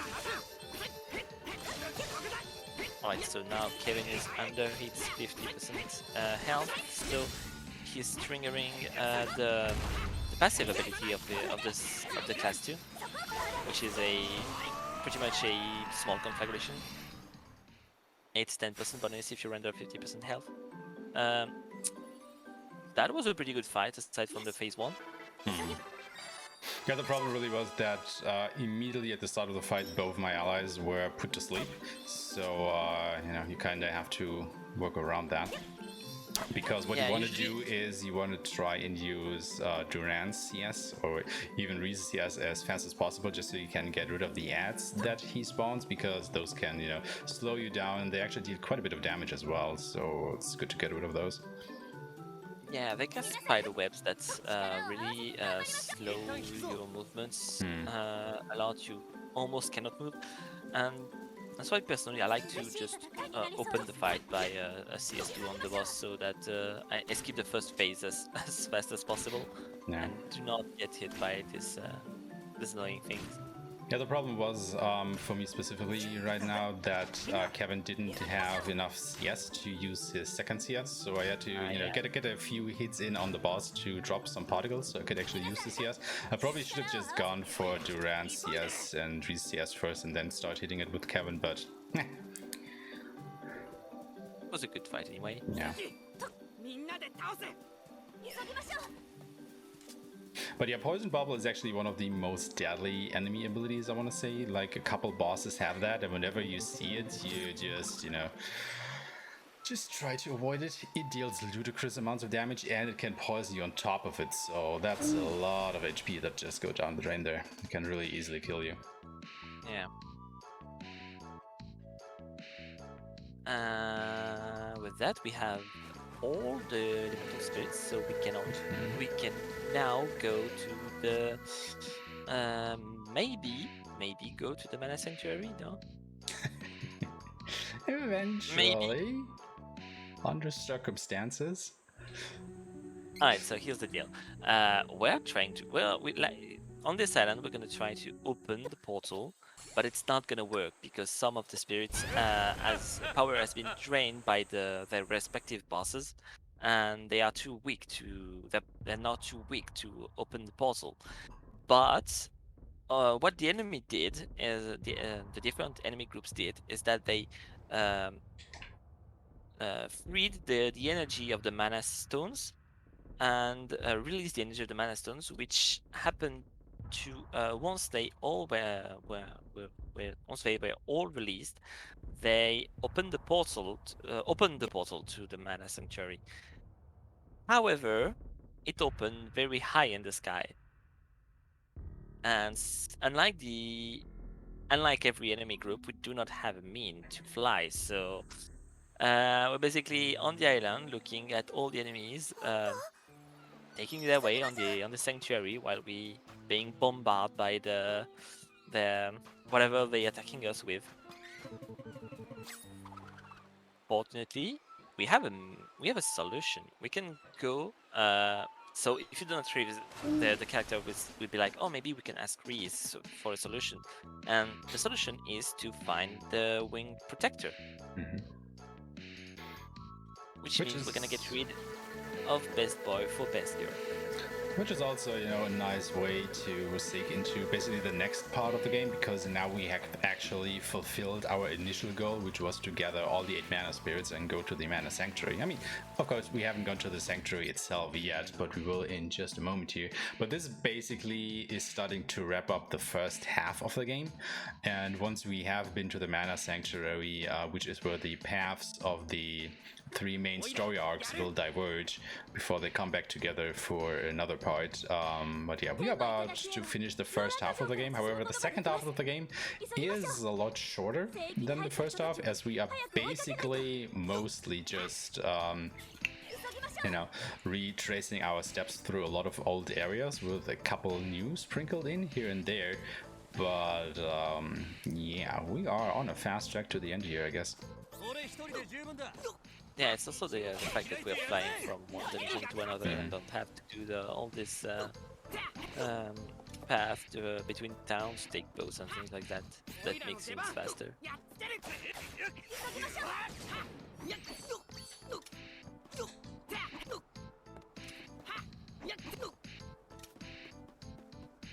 But yeah, as you can see there, we are actually that powerful now because this is a kind of low area. We've been here quite a while ago. That Duran and Reese were actually able to defeat some of the enemies before I even took the 2 seconds to flee from the encounter. So yeah, we are on our way to become quite the powerful heroes here, I want to say. But I think also the second part of the game is probably the most fun one of the run because even though things will start to fly by, it's basically one big boss rush that is coming. Like we will just go from boss fight to boss fight to boss fight, and there are a couple of different things that you have to keep in mind for each of them. So this is like literally where I think that the run is starting to take off quite a bit. Yeah. Because we had a lot of running around between most locales here, but since we are gonna get the ability to fly between all of them in just a moment here, traversal is gonna be really quick. And then, once we are going through the next couple story beats coming up, we will just, well, literally fly from one boss fight into the next, like, straight away, which is kind of fun. But yeah, before that, we have to ascend this mountain here to, get our next means of transportation. The sky is red, just flat red. During the engine triggers and the way the cameras pan out, it makes it look like the sky is just a flat red color. I like it. I mean, we are pretty far up, so this is a big mountain. Also, unfortunately, we won't be seeing our best boy Pescav anymore. He will not be useful anymore. There's no place he can reach that Flammy can't. Yeah. I mean, if you can't go by air or by dragon, why would you go by boat? Kinda. I mean, this is basically the point in every RPG, I guess, where once you get the airship or whatever it is that enables you to air travel, why would you use any other form, right? It's just easier, it's more convenient, it opens up small places. So Flammy is very cute. True. And thanks to her, we can reach the Mana Sanctuary where, well, we have 3 groups of different enemies, but they don't see each other very well, so they're basically at war in this place, and somehow none of them reached the Mana Tree and the Mana Sword before us. Somehow. I mean, they were guys busy killing each other very much. But yeah, I mean, you have to keep in mind that we just went from Oblivion all the way up the Celestial Peak and then back into the Mana Sanctuary, and none of these guys were able to follow the straight path to the Mana Sword, so yeah. Lazy bastards. You're not that bad in this game? You can't on the PlayStation version. Oh, really? Oh, yeah. I didn't know that. That is one of the skips that does not work. So yeah, if you're on PC, you saw the little pedestal that Aeshmah triggered to open a shortcut behind him. You can jump on it and then jump directly on the ledge on the left, but it's very difficult to do because the way the physics work, when you land after a jump, if you re-jump just behind it without taking a step, the game will kill all your momentum and you lose all your speed.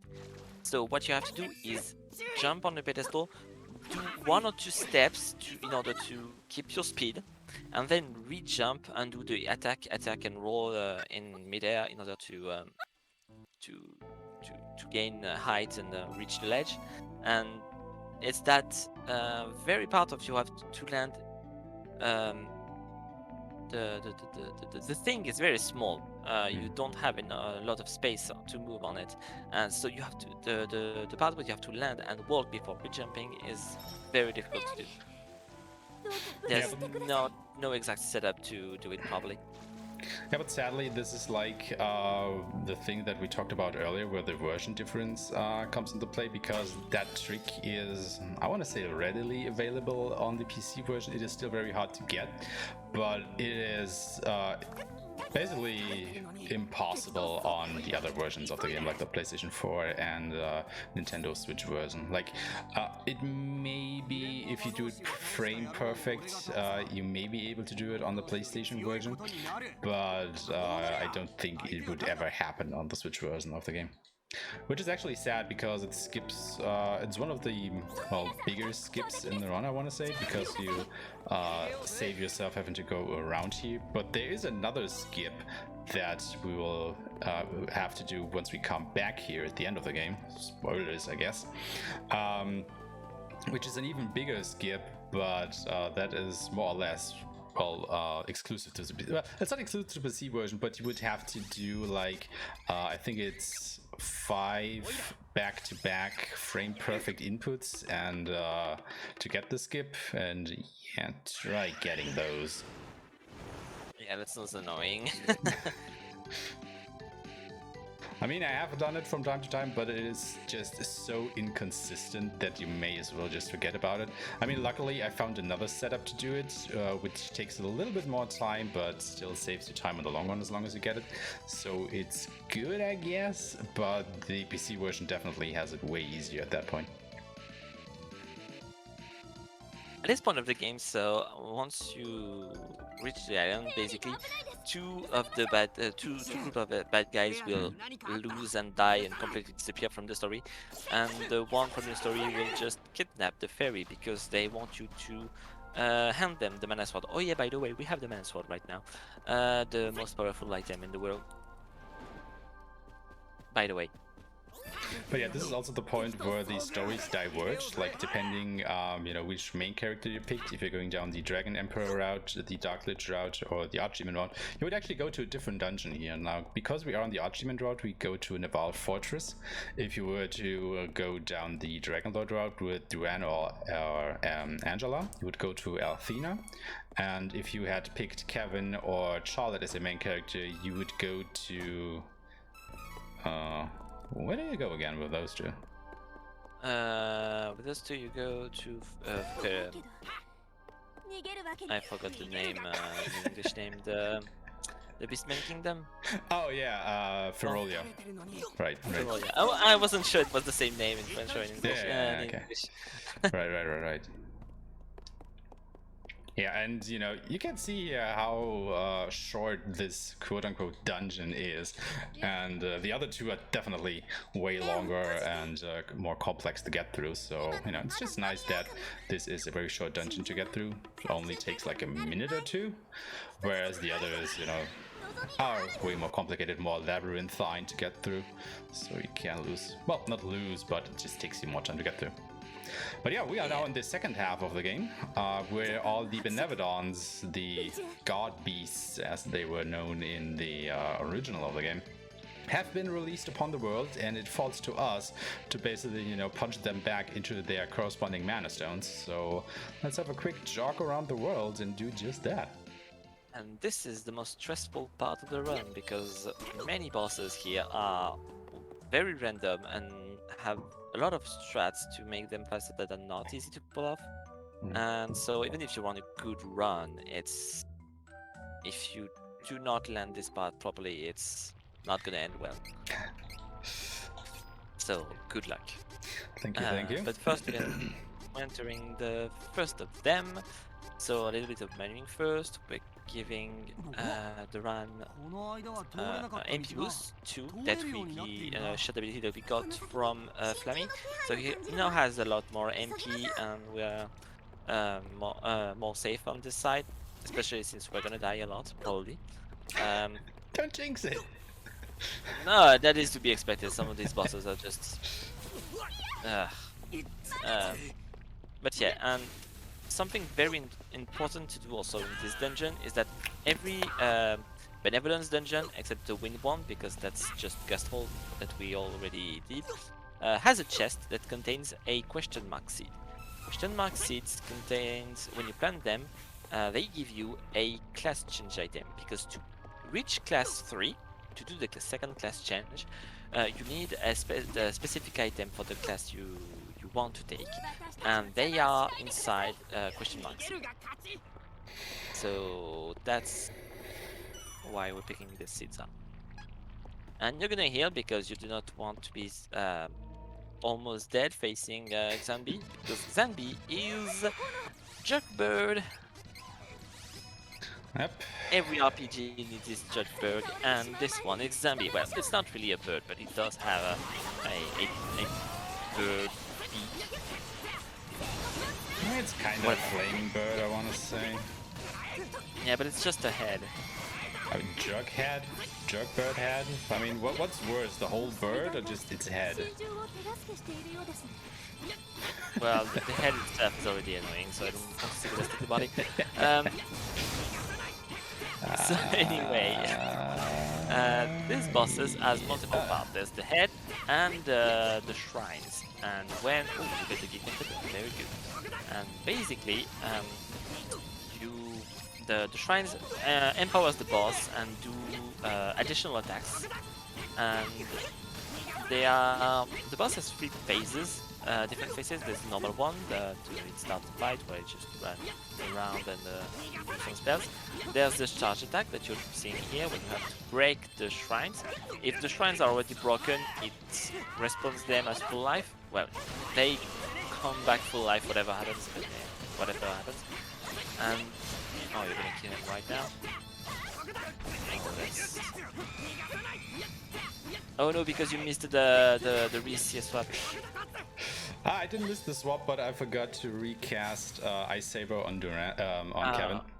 So he did a little bit less damage at the end there because his buff ran out, but yeah. Could have killed him a couple seconds sooner, but you know, he didn't live long after I stunned him, after, you know, I cancelled his It's an insane Xanbi fight because you didn't get the tornado phase. Yeah, I mean, that is the most important part, I guess. Yeah, basically the Xanbi has a phase where he engulfs himself in a fire tornado, and if the shrines are up, this tornado deals damage passively around it, and it also had very strong moves that I'm not gonna say always kills your allies, but it always kills your allies because they are apparently unable to dodge the beams somehow. But yeah, that was an instant fight, and I wish I had that in my run. But yeah, an interesting thing about this part of the run is that you can choose freely where you want to go. Like, you know, all the Benevodons are basically there for you to tackle in any order you want. However, we want to do them in a very specific order, because with each Benevodon you kill, all the enemies, including, well, the bosses, in all the other areas level up, they get stronger. And, you know, since Xanbi is a bit of a jerk bird, we want to get rid of him basically as soon as possible. So the first Benevodon will always be the weakest. He will have less HP, you know, less magic attack, less defense, stuff like that. So it's just nice to get him out of the way, like, really quickly.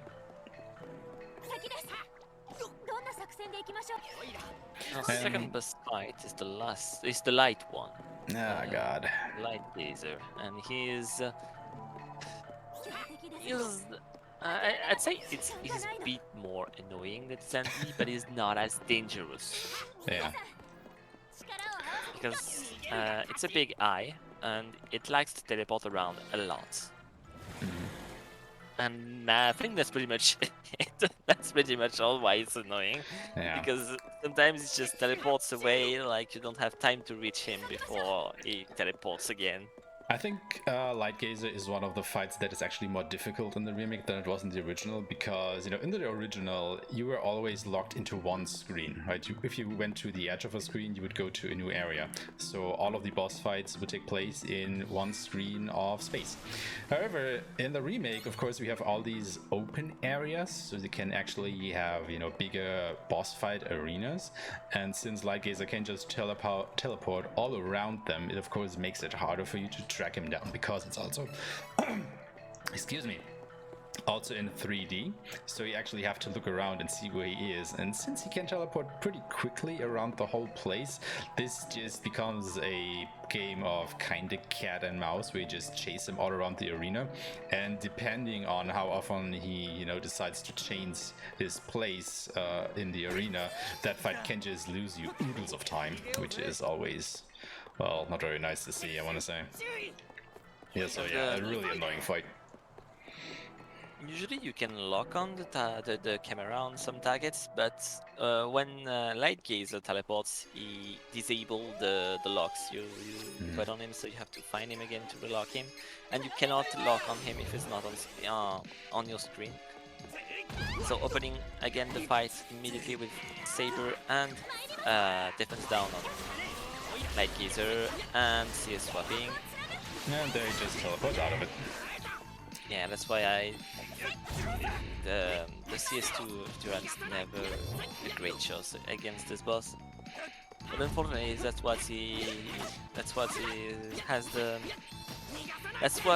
Duran's strongest attack, so you still have to go for it. So here we're gonna reach the first HP threshold and the first phase. It's around 25 to 30% HP. There. He becomes yellow, and now he's gonna cast his big attack. And he's gonna jump away, of course, because he always does that. Just don't want to be under it when it lands. And once you break it, you want to deal a lot of damage in order to skip the whole second phase. And you know you've done it if when he comes out of stun, he moves directly to becoming red. You were almost there, I believe. Oh no, you were there, you just wanted to teleport beforehand. And Light Gazer also has the ability to cast a lightsaber on you, which makes you heal him when you hit him, because of course the light Benevodon absorbs light. And now that he's starting his second CS of the fight is pretty much over, you just have to break him to trigger the stagger, and now with the swaps he's just gonna die. Unfortunately, didn't get the swap with Reese, but nah, he was dead anyway. But yeah, that was a very clean fight. You know, normally it does not go that cleanly. I guess he just wanted to behave today. But yeah, that fight can just really go out of control pretty quickly if he just, you know, starts teleporting all around the place. Also, you might have seen it when Light Gazer charges his ultimate attack, you know, where the whole arena got this red glow going on. It just tells you know it's gonna hit the whole arena. But when he jumps while doing that, you know, the place where he's gonna land is also in red, so it makes it really hard to see where he's actually going to come down. So you really have to pay close attention to the ground, because you cannot angle the camera up enough to see where he is when he jumps. So nah, that's a bit iffy every time it happens.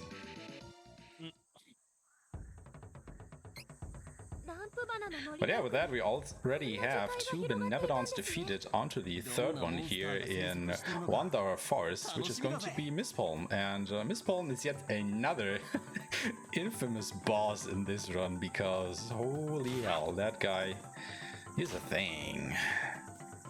He's strong, he does a lot of magic, and he can cheat. He has an attack that locks on to you during the casting animation, and when the casting stops, when the casting is over and the vines rush at you, the vines are supposed to stay in place. But if you swap your character at the exact moment the skill comes out, then the skill glitches out and the vines follow the character you're having, and yeah, they just kill you. You cannot do anything against it. It's just game over. Also, he is another multi-part entity, so not only are you gonna fight the boss, you're also gonna fight his, well, what do you want to call it? Plant tentacles, I want to say. So yeah, at most, you're gonna fight 5 enemies at once, which of course all can attack you separately. So there's a lot of attacks gonna get thrown at you, and especially the AI. So yeah, fingers crossed that goes well. Also, I still have a bit too much HP here, so I'm gonna take another dip. Oh, you're fine. I was? you're not using conflagration, so the passive, Kevin's passive is 50% life. I am gonna equip conflagration though. In just a moment. Okay. You had what? 127 life? I wanted to grab that game. Oh yeah. The classic loading zone just too close to the chest.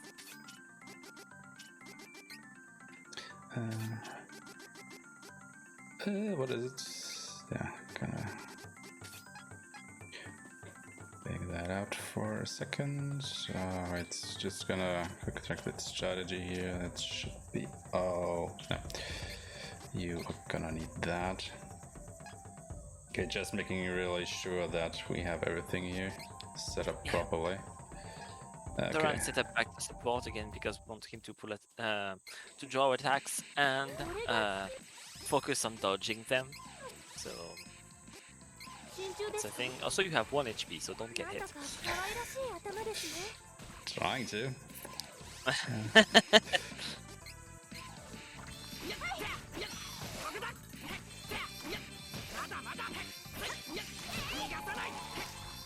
Alright, so the fight is comprised of this big pumpkin head, and so it has multiple attacks. Mainly this kind of wine whip. It can do that deals surprisingly a lot of damage, and you can avoid them by jumping or being on this on the corner on the side of the boss where the vine starts. You can avoid it without jumping. And he can do the poison bubble, he can do the sleep flower like that. That's why you want to have the herbs that cure ailments. And also the adds for you some sorts of pumpkin grenades. Alright, so at this point the boss should break soon, I believe. Even when the boss doesn't do a supercharge attack, you can stagger bosses when you deal enough hit. And I mean hit, not damage. Because then something important is that not every hit counts as much. Riz died. Oh no, you missed the CS. That's unfortunate, but that's Mistborn. What do you want?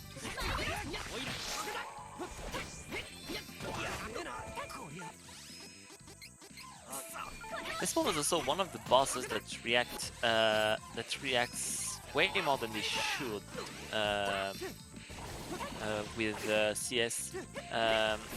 This leads to being able to extend the duration of the staggering phase of the bosses a lot with the run CS2 his Blink Tornado, because with each hit it deals, it will reset the coming back up animation of the boss, and you're done with it. It was I'd say an average fight. Yeah, the problem was there that Riz died just because Miss Palm's stagger phase started, and then I missed the CS swap, which meant I wasn't able to put Duran into place quickly enough to make use of what Orlando just explained, where you can make it so that Miss Palm gets locked in his stagger phase, so he takes more damage for a prolonged amount of time, which makes the fight go over a little bit quicker. But at least nothing bad happened there, so I was able to get through the whole thing with conflagration on, dealing more damage there, so all's good. Could have been a lot worse.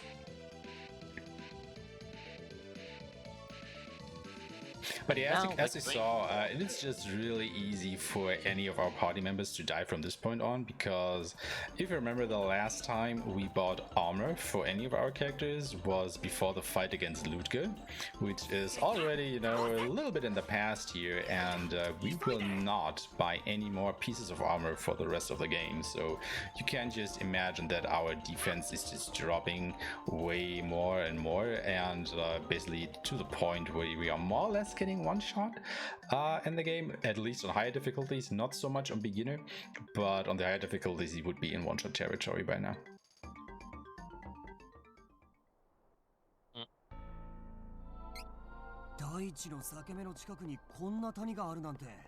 So, as more people are waking up and joining us, I just want to remind everyone that you can use your free monthly Prime Gaming sub right here on the ESA channel. You will get access to all the ESA emotes, as well as several BSG emotes, and you get to support both the events, which is pretty cool. Sounds like a good deal to me. I mean, it's for free, technically. Ah.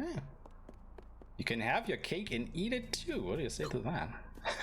Pretty amazing. I mean, I could go for some cake. I mean, it's only, you know, it's not even 8 AM here, but cake. Well, there's something very nice also with these the Benevodons dungeons, is that they all have a chest that contains 3 cup of wishes. So if we start getting low in cup of wishes, we don't have to fly all the way back to a town to get more in order to be safe. We can just pick up the chests. So that's very nice. Fortunately, you didn't have to use that many cup of wishes since the beginning of the run. So yeah. Yeah, I should be good, I think, on the amount I have. I think you had 2 deaths so far. One against Bill and Ben, the other just now against Mispawn. That's good. Yeah, that's really not a lot.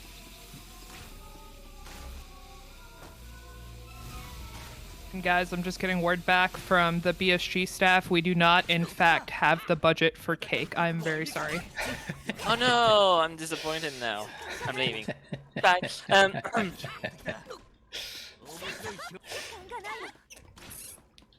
So we are once again back at 1 HP, except this time it's for a boss that's not as nasty as the previous one, so it's safer to do. So Landember is a big golem thingy. It has 3 parts, the main body and 2 hands. As long as the hands are up, the body is invulnerable. You cannot deal any damage to it. So we're gonna aim for the hands. They are very easy to break. They are also vulnerable to wind damage.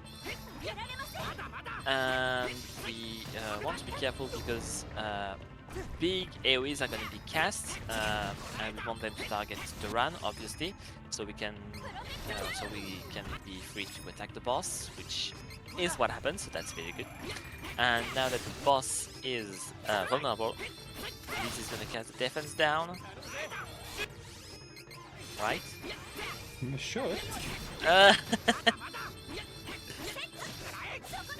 Didn't seem to be willing to do that.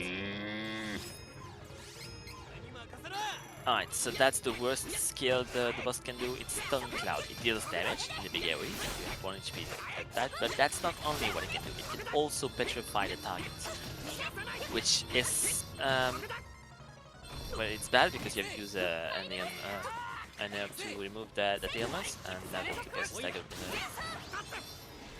CS swap on his face, and he's gonna die. There it is, 1 cycle, very good. You should never not have the 1 cycle, right? I mean, it can it can very easily happen. Like how the fight works is you break Landumber's 2 hands, and then he gets vulnerable for a short amount of time, and you will just have to go and, you know, bring in as much damage as you can during that phase, because after a short while he will regenerate his 2 hands, which means you will have to go ahead and destroy those again before you can damage him, and that of course loses you a good amount of time, so you try and 101 cycle him at that point. However, this kinda depends on how he plays along with Duran, because what you want to do is Duran should just hang back at the beginning of, or at the entrance of the boss arena, and Landumber should focus all of his attacks on him, so you can actually just, you know, use Kevin and be right up in Landumber's face and do as much damage as possible. Because if Landumber decides to attack Kevin or Reese, who are attacking him, they are in a very small and in cramped areas, so if Landumber uses any of his AoE attacks, he will have to get out of that area where you can actually hit him, lose out on damage, and then the time window might close so you can actually, well, damage him and kill him. So it's a bit tight, especially in the higher difficulties. It's not so bad on beginner, I want to say, but on, you know, stuff like hard, it can be a little bit tight if things just do not go your way. Yeah. And oh, here you're fishing for a low life setup, right? Mm-hmm. You want to get a hit? Yeah. Yeah. So the next boss is Doran. He's a huge thing. I'm not sure what he's supposed to be. Good question. It's kind of a werewolf type thing, but not really. Big monster. Are you gonna be attempting the one cycle against him? I'm trying to, but I think Jolin is the one, Benevodon. I think that I have the most problems with getting a consistent setup for it. So I guess we'll see.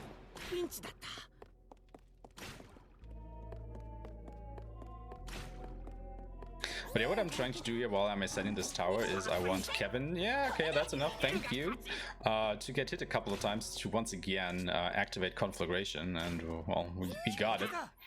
The enemies played along, now I just have to make it, well, to the boss without dying. Yeah.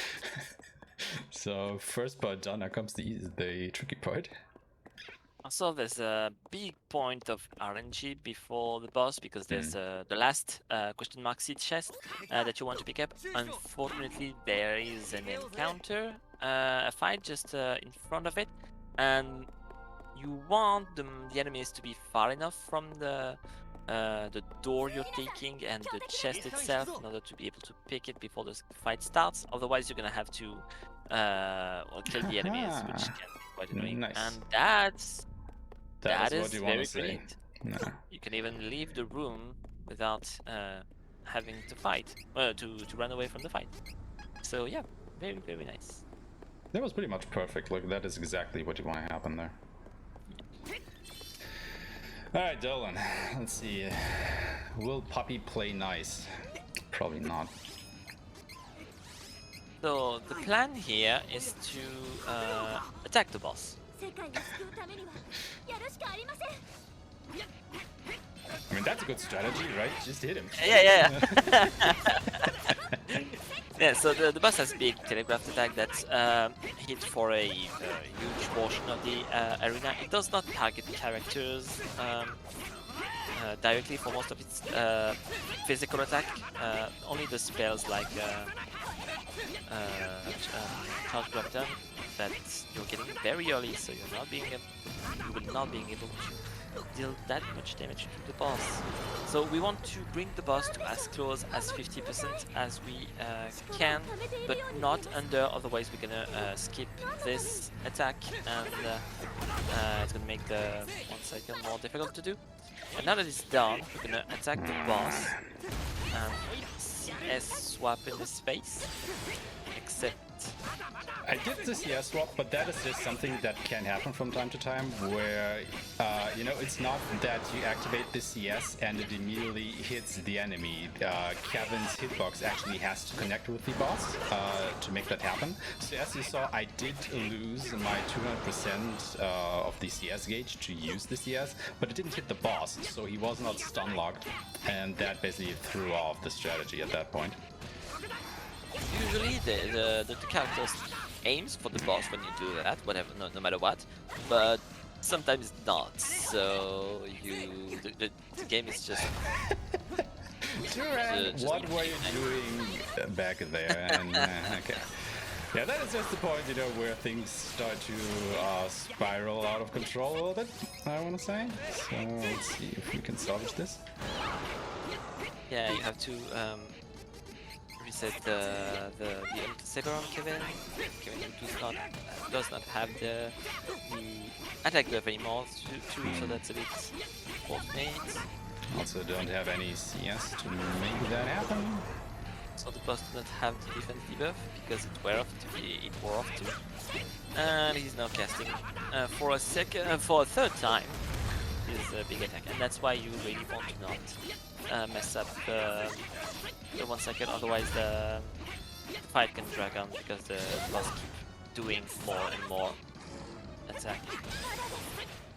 Yeah, I see just getting safe and using a CS through the enemy attack. Okay. And okay, what now? Unfortunately, a bit of an iffy fight there, but you know, it can just happen sometimes. What can you do if the CS won't connect? It won't connect. Also, the problem was this second stun phase, you know, where I missed the CS swap. I still wanted to try and go for Duran. However, for some reason, Duran was at the other side of the arena, so I wasn't even able to come back into the range to hit Dolan, you know, before he got up again. So, yeah. Could still have done that because the AoE, the Duran's AoE is very big, and it would have still reached the boss. I believe. Maybe, but it would have still been a very tight window, I think. So, you know. I guess what's done is done. Yeah. We're now going for the next boss fight, but before that, we are now 39, I believe. 38 or 39, depends on... We still have one more to go through. Oh yeah, you did not do Thingman yet. Yes. One more. One more dungeon, one more Benevodon, one more seed that we have to collect. Yeah, I'm used to do Figmans first and Doran last, that's why I... Yeah, like I said, I think most runners have slight variations in the order that which they do the Benevodons in, just because, you know, you are more comfortable doing them in a certain order compared to other runners. Like, at the end of the day, they should all take roughly the same time anyway. It's just, you know, a bit of a preference. Like, I'll, for example, like to do Xambi first just to get him out of the way, stuff like that. Figment is very different because you talked earlier about how the bosses in this phase, the Benevolence, scales with you. They increase in power when you kill one. They don't increase in the same way or with the same strength. For example, Figmoon. Usually, any boss's HP increase by like 10 to 20% of their current match HP when you beat one of them. Figmoon is an exception in that when you beat the first boss and it's not Figmoon is gonna gain 50% more HP. It's ludicrous. 50%, that's enormous. And because of that, there's a one cycle you can do on this boss that is very tight and require 2 rounds of CS swaps during his stagger phase, and you can only do that if you do Figmoon as your first Benevolent.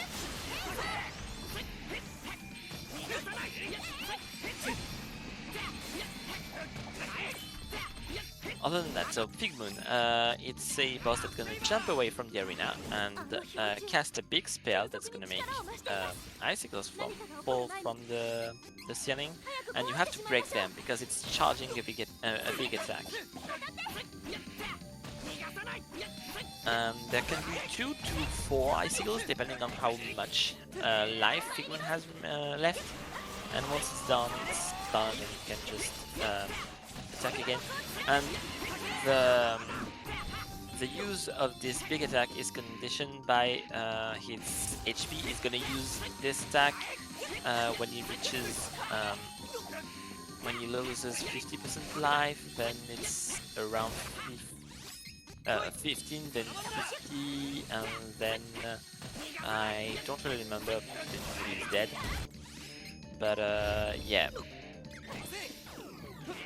And and the number of icicles is directly linked to the life he has left, and not the amount of time he uses the skill, which is not the same thing. Okay, so you did a second swap. You did not reach the treasure for the next yet. Oh, yeah, I missed the CS swap, so he had a little bit more health left still. And then you're gonna deal with the fall.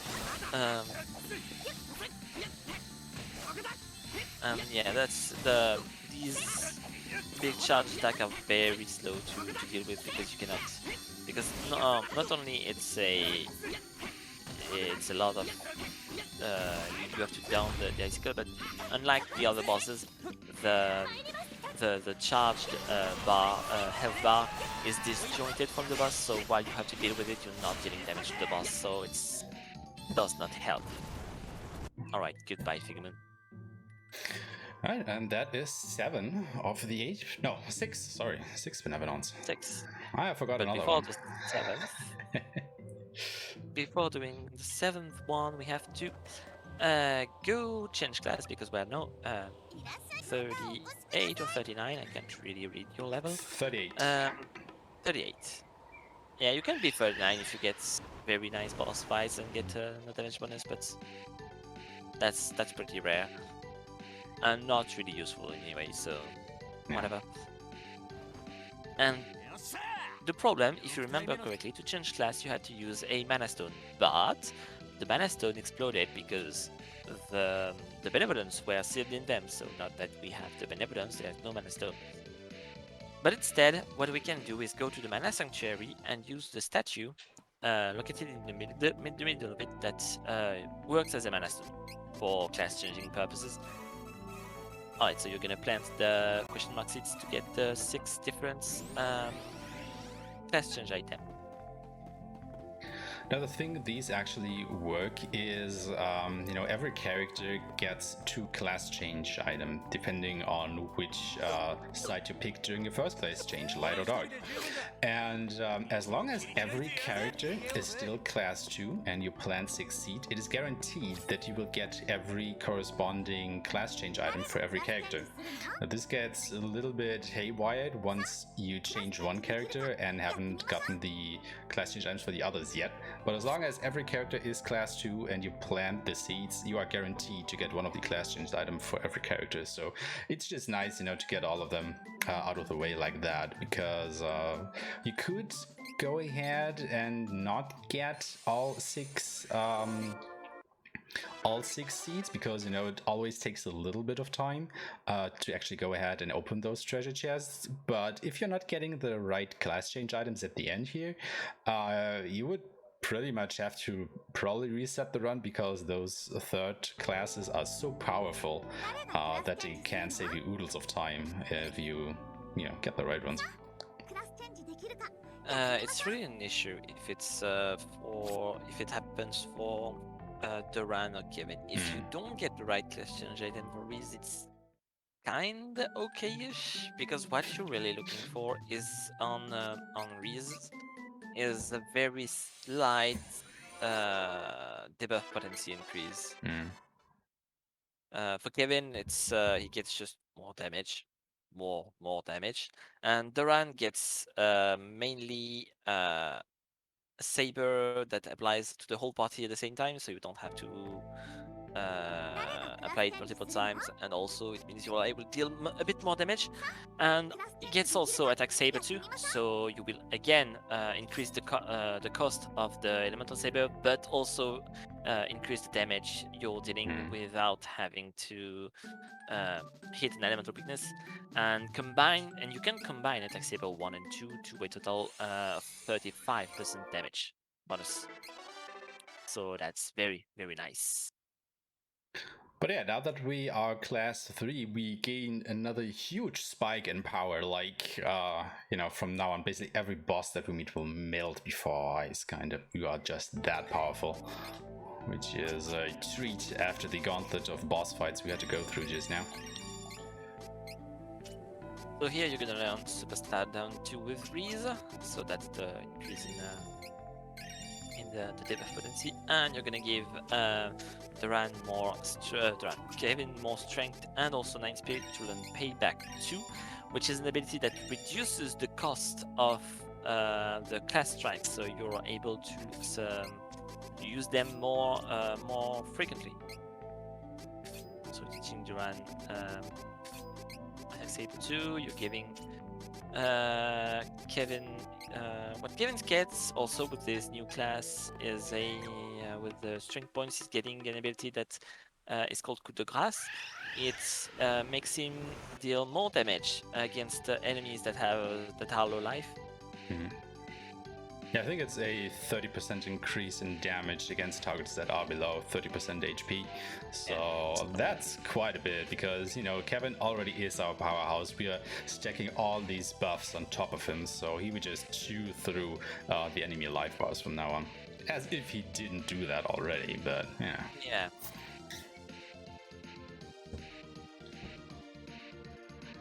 But yeah, on to Benevodon number 7, and god, I think he's one of my least favorite Benevodons in a way. Like the best music.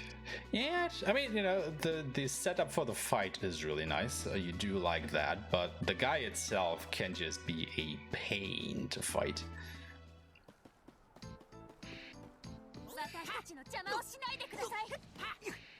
I do not share your opinion, but that's okay. Really? I don't know. I think one of the Benevolent, like Vanguard coming up, I don't know what it is, but it's just so awkward to fight him in a way because you can't actually reach him, if that makes sense. I mean, of course your attacks hit him, that is not the problem, but you actually hitboxes kind of don't connect, and I don't know, it just throws me off in a way. You hit both heads, and so you deal more damage. Yeah. The only thing that's really annoying is his physical attack when he's spinning. Because they are hard to read and usually you get hit because the timing for rolling is very obnoxious. You did not speak to Josephine, by the way.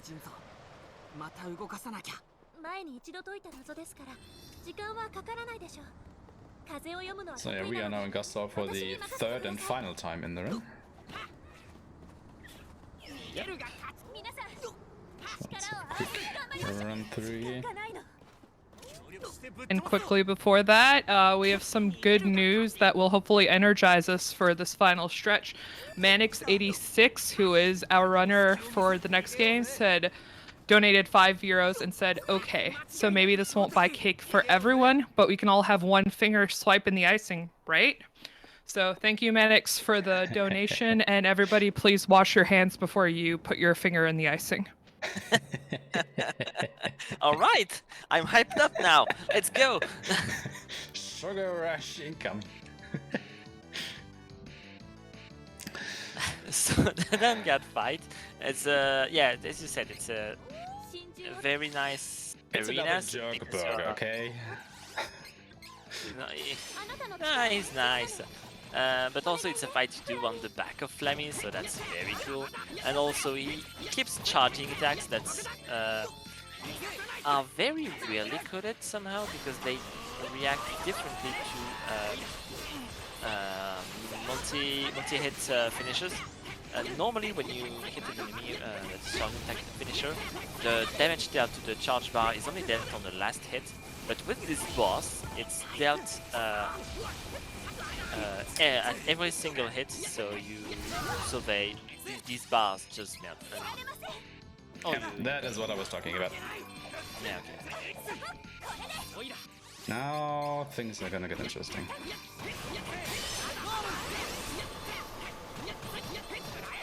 Okay, you got it, so that's fine. Now, heal him again.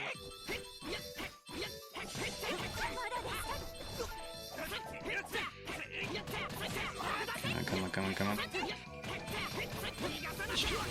Charge attack? Yeah, okay, fine. Yeah. Okay, But yeah, that fine. is like, he has this attack where he shoots these lightning bolts at you, and the way those works, they have a ludicrous hitbox, like, or really a phantom hitbox, I nearly want to call it, and they knock you over. And the way in which they are staggered, in which they are timed being shot at you, just kind of works out that as soon as you get up, the next one just comes and knocks you down again, and that can just, keep happening over and over. And, god, I don't know. When that attack happens, like, all hell can break loose for me. Like, that's just why I don't like this fight particularly much. I get it. But, you know, at least he didn't fly to the side, so that was good. Because that loses you a lot of time, because when he does fly to the side, you cannot actually hit him, and he stays there for quite a bit and starts shooting all kinds of range attacks at you, which you then have to dodge until he comes into range again, and it's just messy. Yeah, that's something that is changed for the original. On the original game, he will do that swap between front and side 3 times during the fight at HP threshold. Here they change it so it's after a certain number of attacks. So if you're fast enough, you don't have to change. It's also different because here on the remake, when he gets to the side, you cannot hit him anymore. You have to wait for him to come back to the front. Whereas on the original, it's just the fight is laid out differently, and it's just for the scenery. Yeah. All right, so there was not town. You see, not the town. Just ruins of what used to be a town. So we went into the inn to sleep and pay money to a non-existent innkeeper. And now that we've done that, once we get out of here, well, there's a town and there's a lot of people. So yeah, this actually does not get explained in game, as far as I'm aware. It does get explained in one of the tie-in games into the series, I want to say. I think it was Dawn of Mana, or another one of the games in the series that explains how this town works. But yeah, if you haven't played any of those, you might not actually understand what the heck is going on with this town right now. Yeah. I'm like that too. So we've done the last shopping of the game. We bought a weapon upgrade for Kevin and Reese. Then it's the strongest weapon you can get from shops. If you want better weapons, you have to plant seed, but that's slow because you have first to grind them and then plant them and hope to get the good weapons, which is not doable in the speedrun. And the fun fact about this town is that it's actually in a state where we're technically in the past, where the previous team that saved the world, which was the fairy, which is basically the Hero King and Loki, the Duran's father. They are technically around in town, even if you don't see them. And that's pretty interesting. But now we have talked to the Mana Stone specialist, and he told us that the last Mana Stone, the one of darkness, the one that was lost in another world, well, it's actually located in the Night Grotto. So that's technically the start of the last dungeon. Yeah, so we are very fast encroaching upon the end of the game here. Only 2 more dungeons. Well, 2.5 maybe, I want to say. Like, the last area is not really a dungeon. Oh yeah, the sanctuary. But, yeah. So this is Night Cavern. As per usual, you're just gonna run from all the boss fight, not the boss fights. You cannot run from the boss fights, but you can run from the random encounters, of course, to get to the boss fights. So we are gonna have a run-in with the last Benevodon in just a second here. And Zabafar, again, is a character. Oh, what am I doing? He is composed of 3 different heads that have quite a few nasty abilities.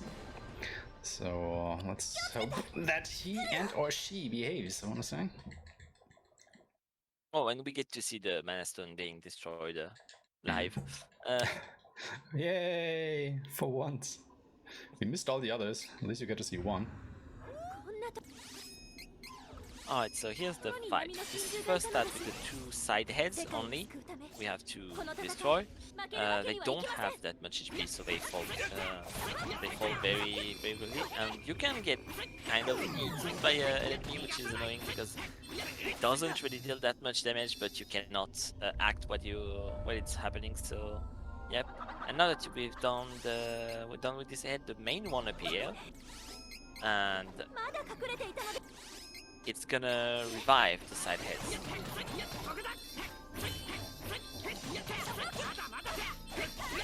one thing you can do in beginner usually if you have enough CS is that as soon as the end respawn, you can just open with Kevin CS3. That's the only time in the run where it's useful because it's a big AoE that's a bit slow to come out, but it does lots of damage. If there are multiple enemies, of course. And you can basically just put down the head instantly. However, if you down the heads, you're gonna start a timer with the boss that it's an invisible timer, you don't see it, it's in the data. But when the timer is down, the boss is gonna cast its very powerful attack, and while it's doing it, it's A, invulnerable, and B, it's gonna revive the side heads. So you have to think about that for when you are planning your strategy for this boss.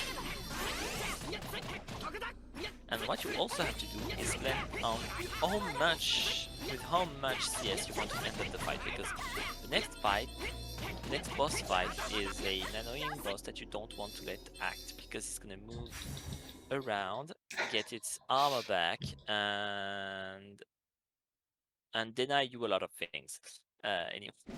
Anyway, that was a pretty good Sablefar fight. Yeah, it was a bit unfortunate that I started the fight with basically no CS on Kevin, so I could not actually go ahead and get rid of the side heads immediately when the middle heads spawned there. So I had to take the fight a little bit slow because, as you just explained, I was then focusing on retaining all of my CS levels for the upcoming fight, so I took it a little bit slowly there, but at least he didn't revive the side heads and go for his ultimate attacks, so I guess we can be happy with that.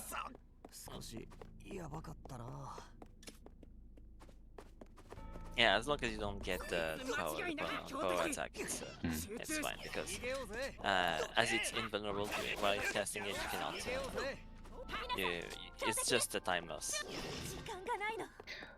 Also, it seems like Duran got actually silenced, which I don't think has happened to me before yet. So I was thinking about, okay, what can we do about that going into the next boss fight? But luckily it was before we even got that far, so yay! And here is Malokyo, the first of the two lieutenants of the final boss, which it's a vampire, so it's vulnerable to fire, and somehow it's also vulnerable to earth. So we're gonna kill the ads first, because when you kill the ads, they release their soul, and these souls gets absorbed by the bosses, and it regenerates their armor. So you don't want the boss to have armor, because of course that reduces damages takes by 90%. And we're gonna just swap CS. He teleported away for the super attack. No, he's invisible.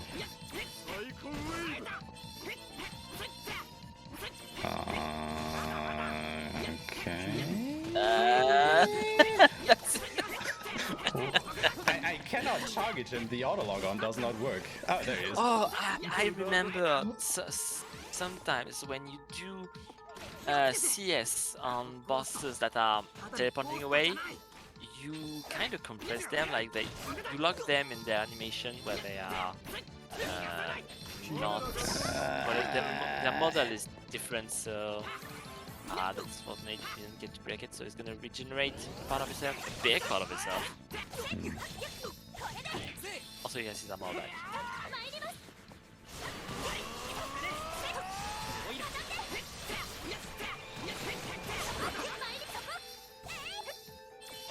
Alright, so we have to go for another round of... Jeez. Again? Oh, come on, Malokyo. Oh, he's doing... Malokyo, why are you like this? Yeah, this little ghost we have to kill are not very sturdy, so we don't have to do a full class 3 combo. We can just do the dash attack, it's enough to kill them. And also, it's even safer to do it this way, because if you do it with the 4 attack plus 4 attack of the class 3, the Kevin tends to slide on the side and not hit the ghost with the last hit of its combo finisher, which means you don't damage the bar, which is pretty annoying. Yeah, those ghosts are like really notoriously hard to hit there because they have a really small hitbox and they're also moving. And yeah, it's really easy to just whiff your attacks. Also, you actually do have to go for you know, the 3 light attack and then heavy attack combo, because that gets rid of the ghost like instantly, whereas the other combo finishes basically miss or don't deal enough damage to actually get rid of the ghosts, and you have a very small time window in which you actually have to defeat those ghosts, so you know, you can't defeat all 3 of them before the attack happens, so it's a little bit tricky to set up. Now unfortunately I also missed a little bit of damage on the second ghost. Tried to go back but decided against it, and then still wasn't able to hit, properly defeat the third ghost, so that is why he was able to heal with 2 ghosts there. Unfortunate, yeah, the timing but is very tight. yeah. Oh well. And with that, we're done with the first part of the dungeon. We're now reaching the castle of the bad guys. So we're gonna enter a bit of a refight situation. We're gonna have 3 bosses that we already fought. Oh yeah, this is basically the last dungeon of the game, and as we explained earlier, you know, the last 2 dungeons, like we did now, the Night Cavern and the Dark Castle, they are exclusive to the Archdemon storyline, which you get with the Reese and Hawkeye as your main characters. With Duran and Angela or Kevin and Charlotte, you would go to vastly different areas here to have your final boss fights. Okay, nice, we got the switch before the fight started, which is always nice. Yep. There's a way to skip this phase where you have to take all this way to lower the flame, to then activate the lever to extinguish the flame of the main room.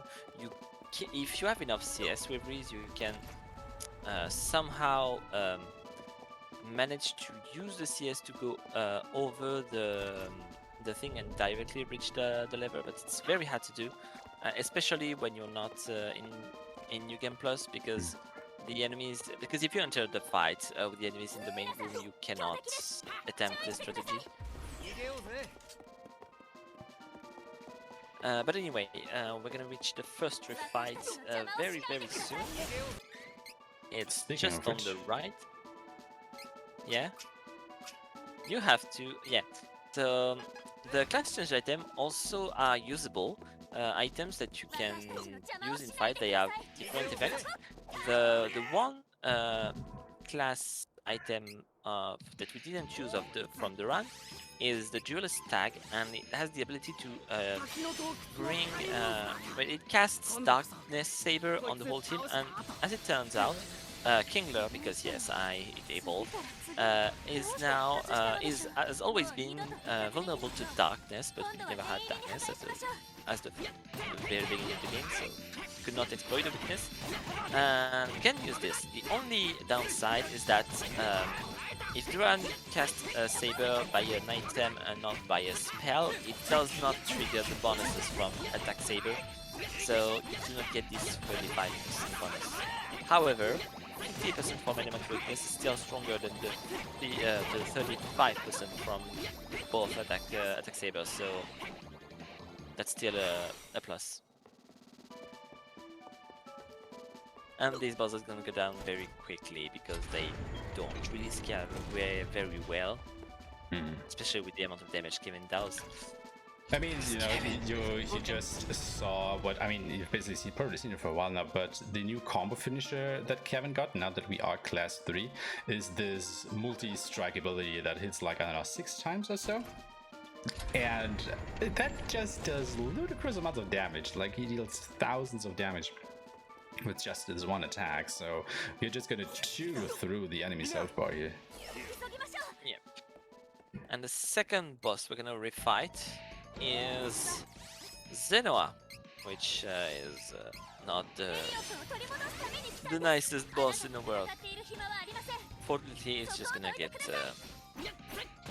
wrecked. The only thing that's a bit annoying is that when he can blow you away while you're locked to the combo finisher animation. Oh, you go for CS?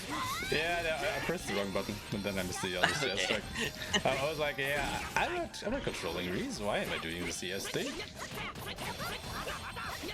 Yeah, we believe that's CS3 because if you only have one target, does not have as much DPS as just doing the regular Kevin combos. So.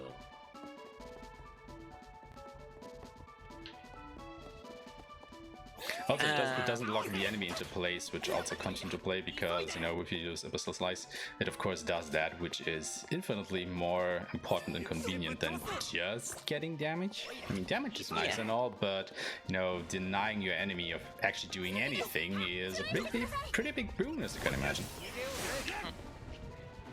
And our last refight is gonna be Hossibit. And there's a strat here to force her to use supersonic, so she does not move around the arena too much. See if you get it. I get it's above it. It's not supersonic, but it's good enough because while she's casting it, she does not move. However, make sure to not get hit by the final attack, by the final hit. Otherwise, you might get petrified. Okay, so you guys was Sonic. But the problem with Hossibity is that at this point you're just so powerful that you can basically advance her phases too quickly, which means that sometimes she just does not use Supersonic at all. And that is actually a kind of a problem because that makes the fight a little bit more difficult because she keeps moving around the place. And whereas if she does use Supersonic, she will just, you know, stand still in the middle of the arena and let you hit her, which of course you want to do repeatedly, over and over. I want to go in for the second lieutenant of the final boss. So Belladonna, we're gonna kick her ass. And turns out she's a cat girl. So, as any cat girl, if you splash water on them, they get too scared and run away. Like she did. So, basically she has very powerful attacks that you want to avoid. She can especially shotgun with... by shotgun I mean, she sends AoEs that are supposed to target to hit each enemy, each one of your party once, but this one. But if two characters stand too close together, they get hit by both AoEs, so you want to avoid that at all costs.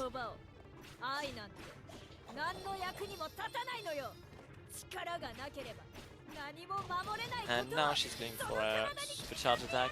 Oh no, she's going for that very bad move that you don't want to be the target with. And yeah, just like that. Ooh, you... Yeah, that was unfortunate. You avoided the game over by not much. I mean, no, we have to run. We have to run. Yeah, somehow we survived. I think it dodged the last attack, but I'm not sure. I mean, you know, at this point, I'm glad I got that. You know, just got through the fight because the game is doing its darndest to try and stop me here. Yeah. Apparently, it's a marathon run. The game knows. It just throws everything it can at us already. Yeah. And we're now looking for the final boss, which is not at the top of this dungeon because, well, he's there, but he's gonna run away because his plan is to destroy the mana tree. But side note, we are now we have freed finally freed Reese's little brother Elliot. Yeah. So that's a good deal. I guess that is worth something, right? Yep. Couple So hours now later. we are on the post suite of the final boss, which went to the mana sanctuary that is lost a bit of its color. Let's put it that way. Also, if you look in the distance, there is no mana tree anymore. It's dead. No, not the tree. Again, it's it's like if you're playing a mana game and the mana tree doesn't get destroyed at the end of the game, something is wrong, and you're probably not done with the game.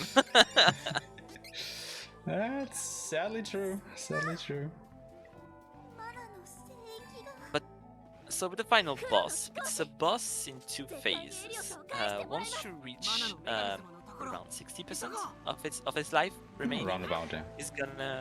is gonna enter a second phase, which is gonna heal it to full, and we don't want to have that because, of course, if a boss heals itself, it's slow. So what we're gonna do is that we're gonna skip the whole second phase and directly finish the fight. So it's faster, but unfortunately that means we're not gonna have get to hear the Sacrifice Part 3, which is a real banger. So,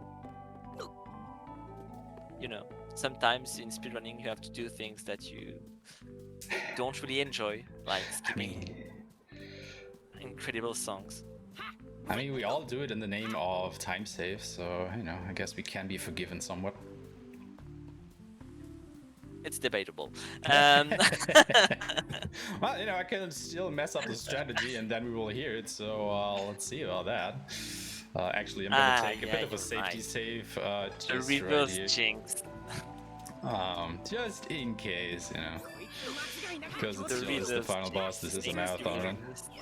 Saying you will miss the strat in order to not miss it, that's great. And now I reverse the jinx. Oh, Jesus Christ. Are you sure about that? Did you count? Did we count the reversals? Alright, focus up on this one. So, the Archdemon, he's not vulnerable to any element we have. However, he also absorbs a lot, except water. So we're using this one. Since you maxed out the strength of every character you have, you're gonna have a very bad time because you lowered the cost. I think that's too much. Yep. Well, so much for that. I overdamaged. Yeah, that's the issue. That's that your AI were competent. It decided to attack the boss.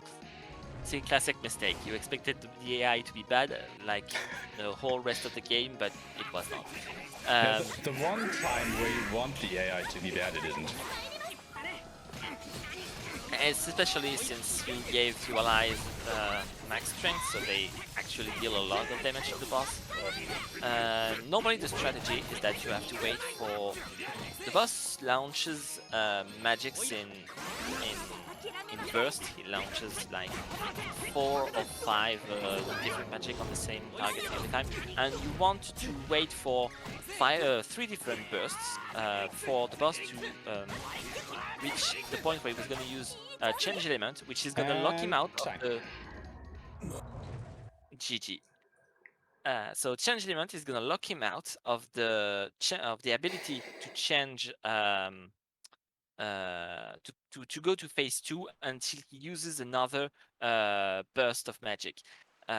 So during this small time window, you want to CS swap all you can on his phase to lower his left to 0 without him being able to move to phase 2 and thus go back to full health. And once you reach it to 0, whether it's phase 1 or 2, it ends the fight and triggers the credits no matter what. So yeah, well done. Yeah, it's basically, you know, it saves a good, I don't know, 30 to 40 seconds or something like that if you are able to skip the second phase. You know, it's not the end of the world if you don't get it, but of course, you know, it's a 3 times if it's just there. You just have to properly manage the enemy's health bar. Now, unfortunately, yes, Duran did run up to the Archdemon and started hitting him just a little bit before we were in the point of the enemy's AI, where he would do the you know, the elemental transition. So that was a bit unfortunate, but oh well. I mean, you know, seeing how this run went, I think it was kinda maybe to be expected, but oh well. We did get through it. We were able to beat it, so yeah, we can be happy with that. But yeah, that is the end of the run. That is the Trials of Mana remake. I think it's a really fun run to do. I think it was even one of my favorite RPGs, not only back in the day, but also the remake is just wonderfully done. I really love the fact that they basically remade the game from the ground up.